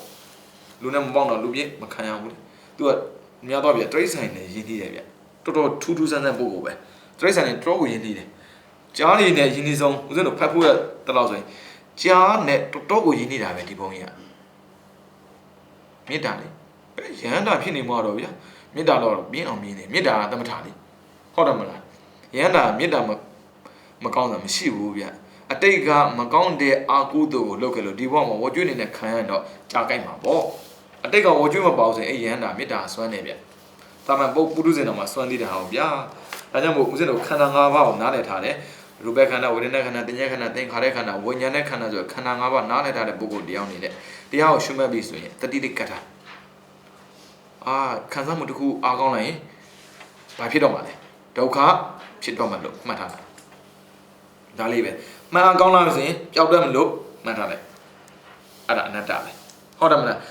သိနေလို့ထင်တော့အိဋ္ဌမမြဲဘူးလို့မှတ်ထားလိုက်ပျောက်တော့မှာသိပြီးရင်ပျောက်မှာပဲဒါကြောင့်တယောက်သိတယောက်ပျောက်မှာပဲနှစ်ယောက်သိနှစ်ယောက်ပျောက်မှာပဲဒါကြောင့်နေမြင့်ညံ့ပြောက်ဘဝကိုပိုင်ဆိုင်ထားတာခန္ဓာသမားတွေဘာဖြစ်လို့လဲအိဋ္ဌဒုက္ခအနတ္တအကုန်ရှိနေလေပြီးတော့အာသုဘမပေါ့လားခန္ဓာ၄ပါးပဲလေဗျာအဲဆိုရင်တော့အာရဏဓာတုနေဒေတာအာရဏရဲ့ဓာတ်ရဲ့ခန္ဓာအာရဏဓာတ်တစ္ဆာကိုနားလည်အောင်လုပ်ပါတဲ့ ဘယ်ဘဝကိုရောက်ရောက်လဲဒီပုဂ္ဂိုလ်ကအရိယာဖြစ်ခွင့်ဟာ 100% အပြည့်ရှိတယ်လေဗျခန္ဓာအာရဏဓာတ်သစ္စာကိုနားမလည်ဘူးမကြားဘူးမသိဘူးဆိုရင်အဲ့ပုဂ္ဂိုလ်ကတရားဟောတာသိခက်တယ်တဲ့အခုဦးဇင်းတို့ခက်တယ်လို့ပဲမှတ်လိုက်ဒီဘဝဟာတကယ်ကိုနားလည်သိခက်တယ်ကိစ္စမျိုးဒါကိုနားရင်အောင်လုပ်သွားအဲ့ဆိုဦးဇင်းတို့အာရဏ12ပါးရှိတယ်အစ္ဆတိကအတွင်းရဲ့ဘာဝိဒအပြင်အတွင်းကမျက်စိနားနှာခေါင်းရှားကိုယ်စိတ်အပြင်ဆိုရင်အစင်းအသံအနက်အရာသာတွေ့ထိမှုပြီးတော့အတွေးဘယ်လိုပဲထားစကလုံးအတွေးလိုပဲပြောခါကျဝိတက်နဲ့သွားကတ်မှလည်းဆိုတယ်ဦးဇင်းတို့စကလုံးပြောတာမလွယ်ဘူးဗျအတွေးဆိုတာတွေးစရာရှိမှတွေးတာဒါဓမ္မယတနာဆိုတာကတွေးစရာတစ်ခုခုဘယ်နှခုလဲဆိုရင်အားလုံး12ခုပဲဘာမှမခက်ဘူးအပြင်ကမသိရင်ကိစ္စမျိုးဦးဇင်းတို့ကိုယ့်ဟာကိုယ်တော့သိမျက်စိနားနှာခေါင်းရှားကိုယ်စိတ်မျက်စိကဘာလို့မလဲမြင်မှာပေါ့နားကကြားမယ်နှာခေါင်းကနားရမယ်ရှားကရတာသိမယ်ကိုယ်ကထိမယ်စိတ်ကတွေးမယ်ကြည့်လိုက်12ခုမရဘူးလားအဲ့ဒါအာရဏ12ပါးအဲ့မှာအာရဏ12ပါးကိုဝိပန်ဆုံးဖြတ်ပုံတဲ့အာရဏ12ပါးကိုအဆုံးဖြတ်ကြည့်မယ်ဆိုရင်အထတော်တရားနဲ့ဒါ grammar တွေ definition တွေကိုအထလို့ခေါ်တယ်ပြီးတော့လက္ခဏာတော်လက္ခဏာသူရဲ့ပုံပန်းတဲ့တာဝတော်တော်12ပါးမျှတာရှိခြင်းကမတော်အစဉ်သင်္ကေပတော်အကျင့်ဝိထာတော်အကျင့်ဓာတပတော်ရှုမှတ်ပုံဒါဘုဘမှာပါပြီးသားပဲတရားနဲ့နေတဲ့ဝိပန်ကြည့်မယ်တဲ့အာရဏတရားကိုတရားနဲ့နေတဲ့ဝိပန်ဆုံးဖြတ်တဲ့နေရာမှာဝိသေသနဲ့အဝိသေသထူတာနဲ့မထူတာဆိုတာနှမျိုးရှိပါတယ်တဲ့အဲ့ဒီမှာဝိသေသဆိုတာဟာတဲ့စကုစာတဲ့တရားတပုတ်ချင်းစီကိုအ내အဓိပ္ပာယ်ထူးခြားမှုဝိပန်ဆုံးဖြတ်တာကိုပြောတာပါတဲ့ဟုတ်တယ်စကုတောတာတူမမတူတာစကုနဲ့တောတာမတူဘူးအဝိသေသဆိုတာဟာတဲ့စကုစာတဲ့12ပါးလုံးနဲ့ဆိုင်တဲ့အာရဏတရားရဲ့အ내အဓိပ္ပာယ်ကိုသာမင်ညာယူယူလေးဝေဖန်တာပါတဲ့အမကြည့်စကုသောတာကာဏစင်မှာသွားတော့မှာဗျအမအာရဏမြေပေါ်နောက်မှလာမယ်စကုအစင်းရူပယံကိုသာယာတတ်လို့မျက်စိဆိုတခြားမဟုတ်ဘူးဘယ်မှာအသာရတာလဲရူပယံမှာသာယာလို့ဟုတ်မယ်အဲ့ဆိုရင်ရူပယံကဘာဖြစ်မလဲပြတတ်လို့သာယာစရာကိုပြတာကရုပ်သာယာတာကမျက်စိဒါပဲသူတွဲရဲ့ဒါဆိုရင်ကြတတ်လို့နာကြောက်လို့ပါလုပ်ပြီးမှာကအသံဟုတ်တယ်မလားနန်းယူတတ်တာကနှာခေါင်းနန်းကြောင်ပြမှာကအနက်တွဲတာကြည့်ဒါမခက်ဘူးဇင်ဝါအရသာကိုခေါ်တယ်ဇင်ဝါဆိုဇီဝိတအဟွာတဲ့ဇီဝိတအသက်ကိုအဟွာခေါ်တာအဲအစာစားမှာအသက်ရှင်တာအစာမစားနေကြည့်ပါလားသိတယ်ဇင်ဝါဆိုတာဇီဝိတအဟွာဆိုခေါ်တာဟေးလာပါလို့ခေါ်တာဇီဝိတအသက်ရှင်တဲ့ဖို့အတွက်ခေါ်တဲ့အရာမို့လို့ပါခေါ်ဇင်ဝါအဲဆိုတော့ဘာလာမလဲဆိုရင်ရတာလာမှာပေါ့သိမှလေမလာရင်သိမှာပေါ့ဦးဇင်းတော်ကဘာစားနေရလဲအစာစားနေတဲ့တော့ဗောလေမစားနေကြည့်ပါလားသိမှာဒါကြောင့်နေရောဓသမပတ်ဝင်စားတဲ့အနာဂံယဟနာတော်မှာကိုယ့်သက်ကိုပြန်ကြည့်ရတယ်ခုနှစ်ပဲရှိတယ်ဆိုရင်မရဘူးခုနှစ်ပဲရှိနေဆို तू ဘယ်လိုနည်းတော့တရားထိုင်လို့မရအောင်ဘာဖြစ်လို့လဲသူ့ရဲ့သက်တမ်းခုနှစ်ရက်ရှိရတာလေသူ့အသက်ကခုနှစ်ရက်ပဲရှိတယ်ဆိုအစာမစားနေလို့မရဘူးရှေ့ရက်ရှိမှရတာအဲ့ဆိုရင်အဲ့နေရောဓသမပတ်ထားပြီးနောက်ထပ်တရက်စာထမင်းစားရသေးတယ်အဲ့ဒါဇိမ်ဝါပဲအသက်ရှင်ဖို့လိုတယ်လေအဲ့ဆိုရင်အဲ့အသက်ကိုရှင်အောင်ခေါ်တာဇီဝိတအဟွာဆိုတော့ဇိမ်ဝါဆိုတော့ဘာလာမလဲဆိုရင်အရသာလာတာပေါ့အရသာဘာလဲဆိုရင်တရားတွေသာယာအပ်တဲ့အာယုံဖြစ်လို့ရသအရသာရတန်တိတန်တတ္တတိရတောရတဆိုတာကတရားတွေပျော်စရာအာယုံကိုခေါ်တာပါတဲ့မှန်တယ်ဗျစားစရာတစ်မျိုးတည်းစားကြည့်ဘာဖြစ်လဲစားခြင်းသေးလားမစားခြင်းတော့ဘူးဟိုဟာစားဒီဟာစားမှအဲ့ဒါကြောင့်ပြောတာတရားတွေပျော်စေရာအနေနဲ့ခံစားစေရာဖြစ်တဲ့အရာကိုရသတဲ့ကာယဆိုတာဆက်စုပ်ပွဲအာတဝတရားတွေရဲ့ဖြစ်ရဖြစ်လို့ကာယ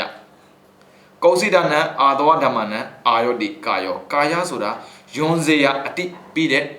အရာကိုကာယတဲ့မှန်တယ်ဗျခန္ဓာကိုယ်ကအမြဲတမ်းတရှင်းပြီးနေလို့မတရှင်းလို့တော့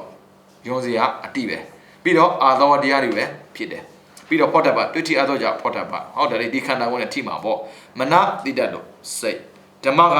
မိမိရဲ့သဘောလက္ခဏာကိုဆန္ဒလို့ဓမ္မ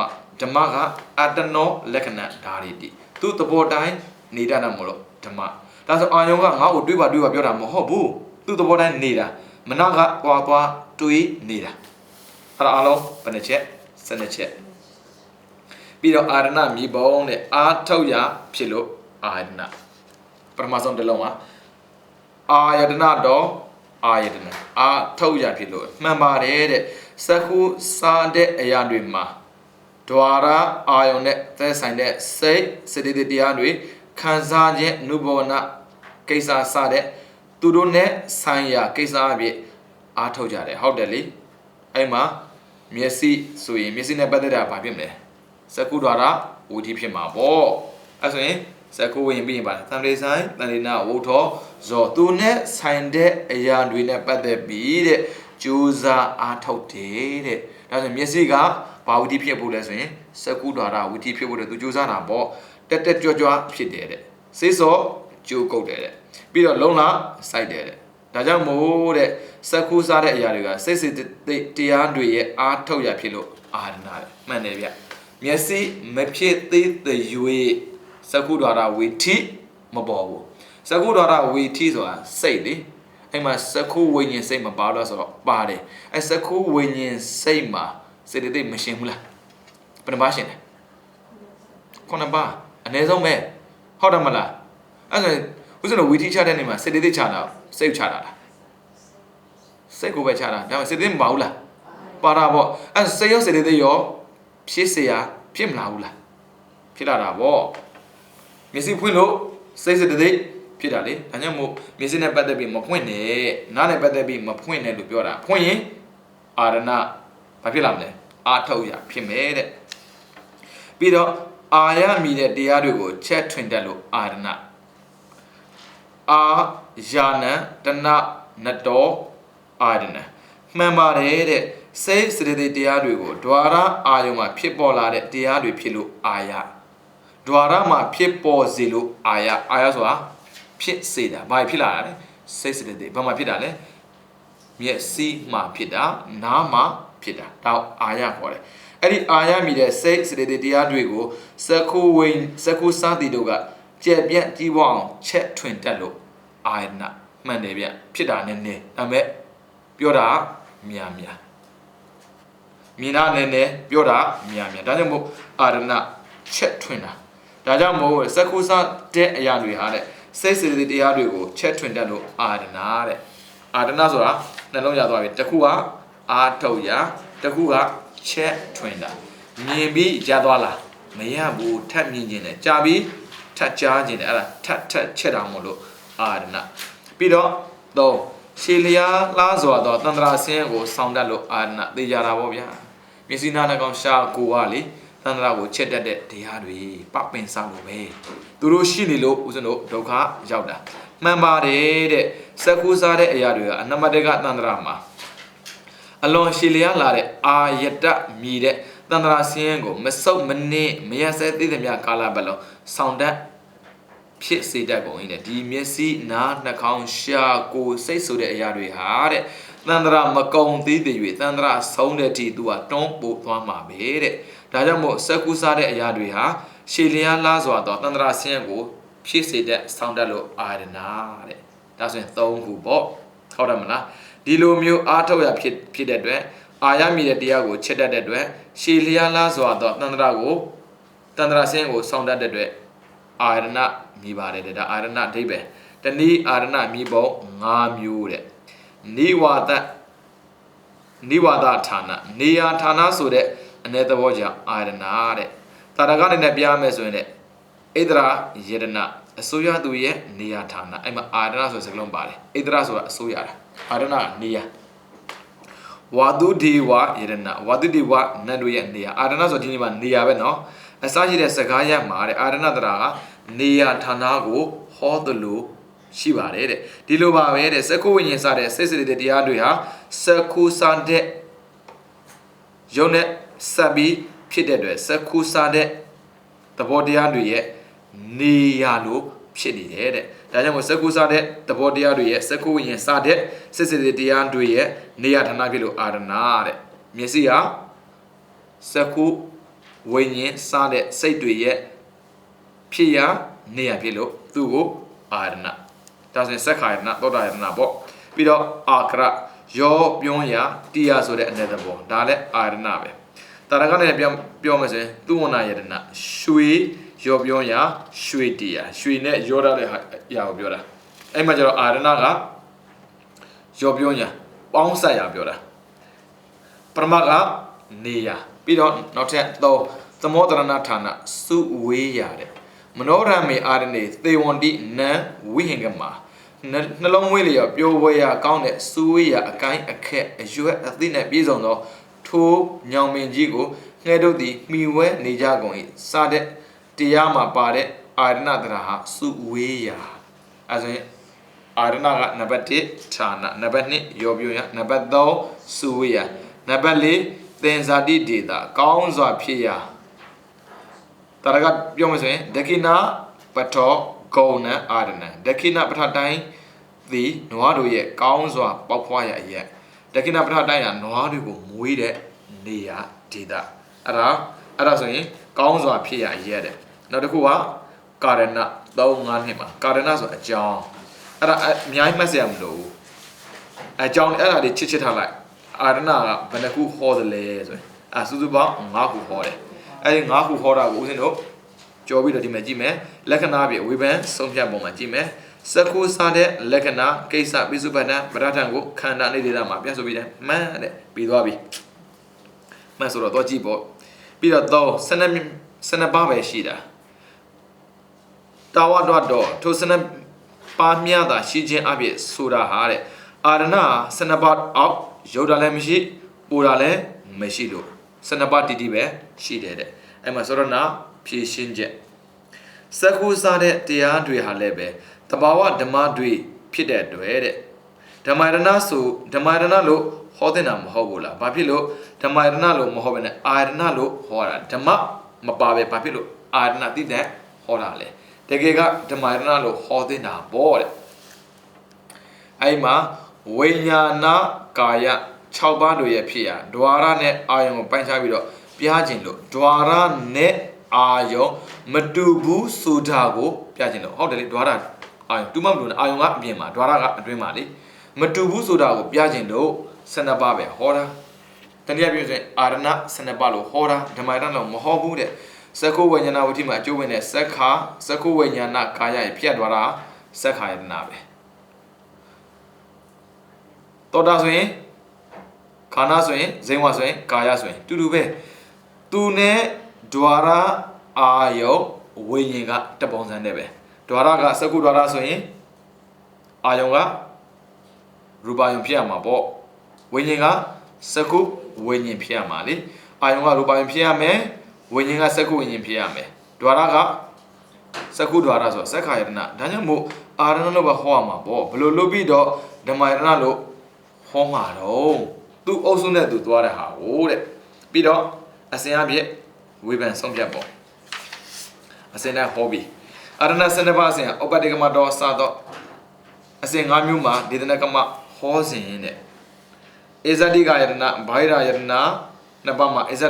တိကယတနာကိုပထမဆုံးဟောတယ်အတွင်းနဲ့အပြင်မှာဆိုရင်အတွင်းကိုအရင်ဟောတယ်ဧဇတိကယတနာမှာလည်းပဲစက္ခာယတနာဟာမြင်ချင်းထိပါခြင်းတဲ့ကောဖြစ်တဲ့ရူပယုံလျင်အာယုံရှိတဲ့အတွက်ထင်ရှားပေါ်နေတယ်ဒါကြောင့်မို့စက္ခာယတနာကိုဟောတယ်ရုပ်ကိုကြည့်မဲ့ဆိုရင်ဧဇတိကအတွင်းနဲ့ဘိုင်ရာအပြင်ဆိုတာ2မျိုးရှိတယ်တဲ့ဒါကြောင့်ဧဇတိကအတွင်းကိုရင်ဟောတယ်အဲ့အတွင်းမှာတောင်မှရူပယုံကိုမြင်တတ်တဲ့စက္ခုဝိညာဉ်ကစက္ခုကထင်ရှားတဲ့စက္ခာယတနာကိုပထမဆုံးဟောတယ်ပြီးမှမြင်ချင်းကားမရှိထိပါခြင်းတဲ့ကိုကဖြစ်တဲ့သတ္တယုံလျင်အာယုံရှိတဲ့အတွက်သောတာယတနာကိုဟောတာတနည်းတဲ့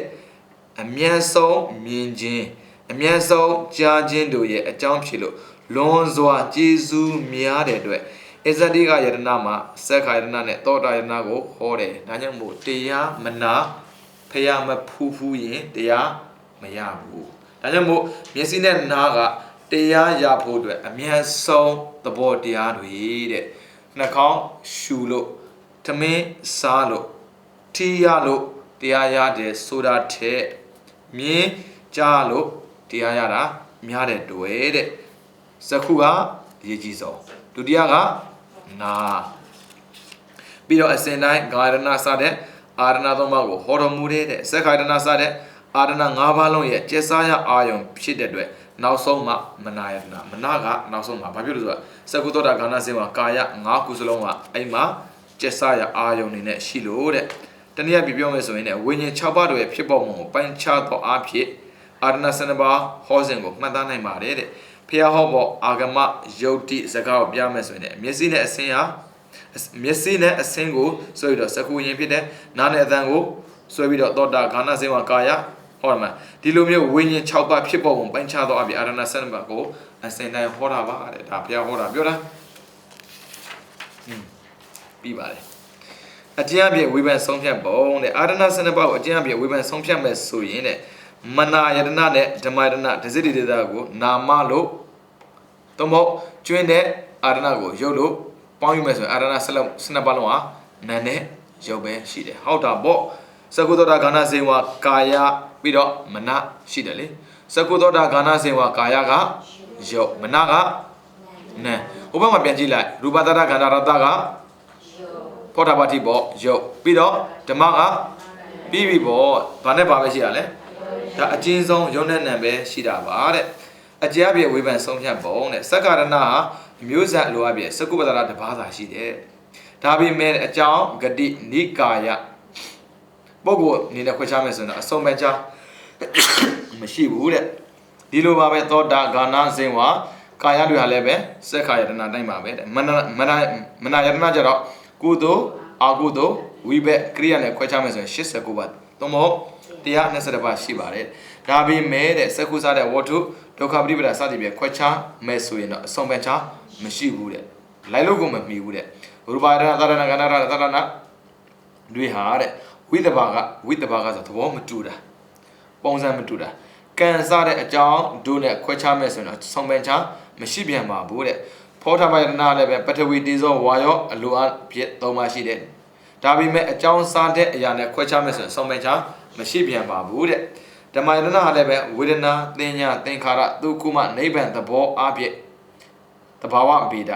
ထူးခြားမှုခွဲခြားခြင်းနာနတ္တဗေဒအနေနဲ့ခွဲခြားမယ်ဆိုရင်အဆုံးပင်ချမရှိဘူးရေတွက်လို့မရဘူးအဲ့ဒါကြောင့်လူကိုမဟုတ်ဘူးဖះကဘယ်သူဟောတာနတ်ကိုဟောတာ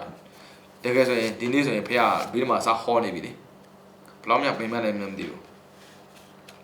ရှုမှတ်ပုံအပြည့်ဝေဖန်ဆုံးဖြတ်ပုံနဲ့မလားမသွားပြည့်ရှုပုံနဲ့သင်္ကတအမိရတဲ့အာရဏမှန်သမျှတရားတွေကိုအနာဂမနတော့မလားတော့အပြည့်အနေဂမနတော့မသွားအပြည့်ရှုမှတ်ရမှာပါတယ်ကန့်ရှိမှန်အာရဏ12ပါးကိုရှုမှတ်ပုံသူပြပြီလာရရဲ့မလာရရဲ့မသွားရရဲ့အဲ့နှစ်ခုနဲ့ရှုမှတ်ရမယ်တဲ့အာရဏတွေဟာတဲ့ဥပက္ခဏရှေးပိုင်းအခြားရဒေတာတစ်ခုစီမှဆက်ရောက်လာကြသည်မဟုတ်တဲ့ဒီလိုပါပဲ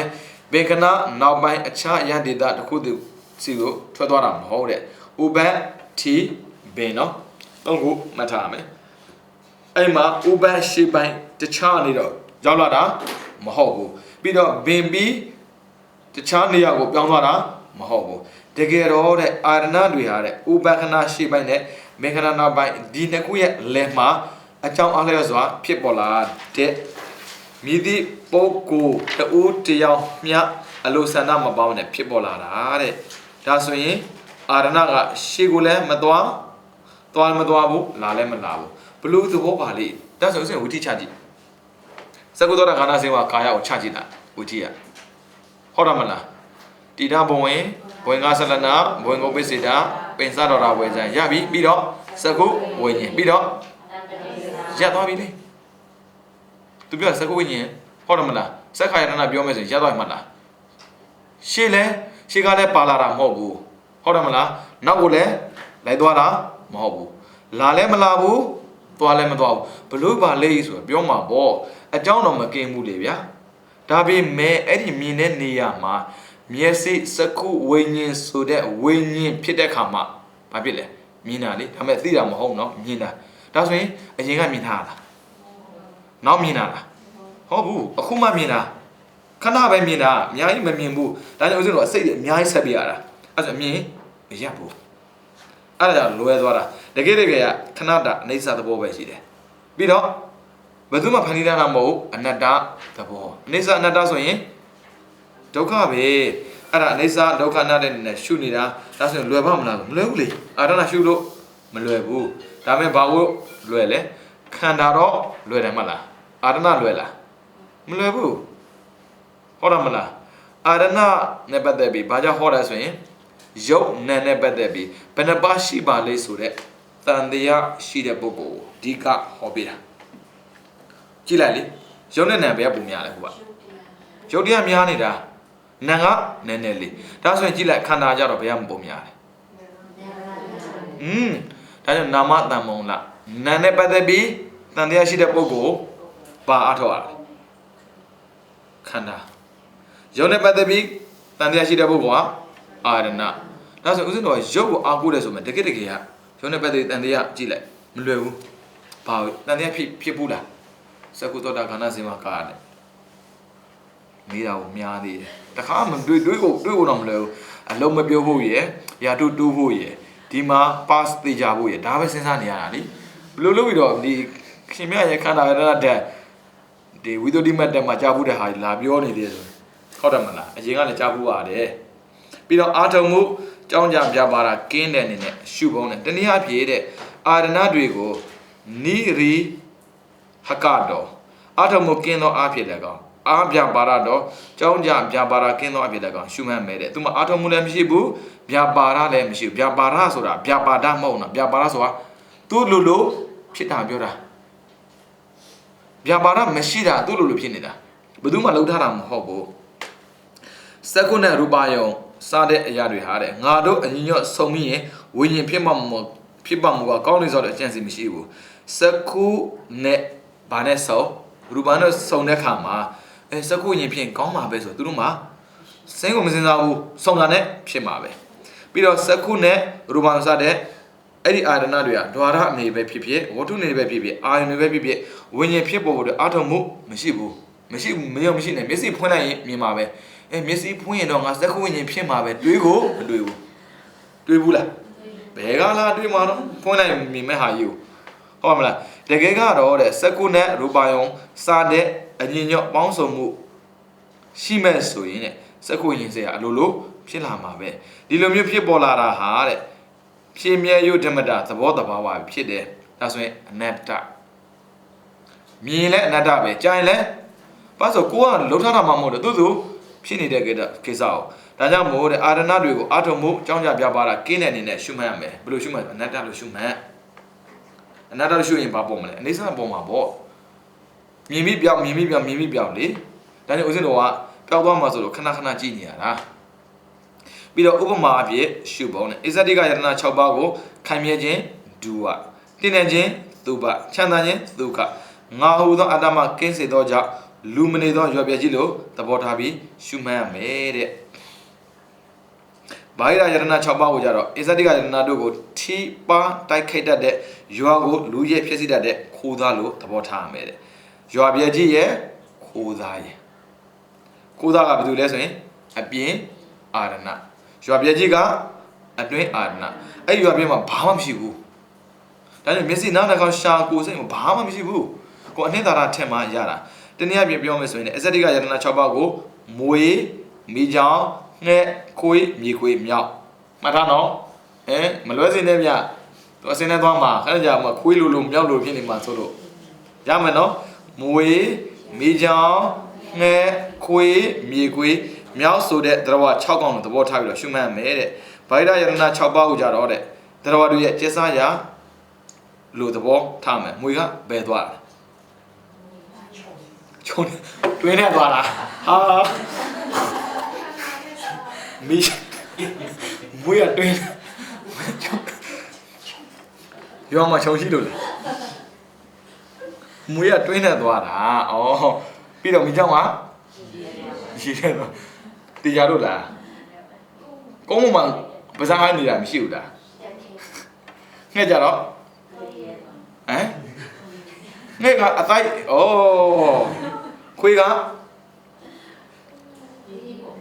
ခွေးကပဲသွားတယ်ပြာပုံပေါ့မြေခွေးကသုတ်တယ်မြောက်ကမဖြစ်ဘူးလားကြာနာ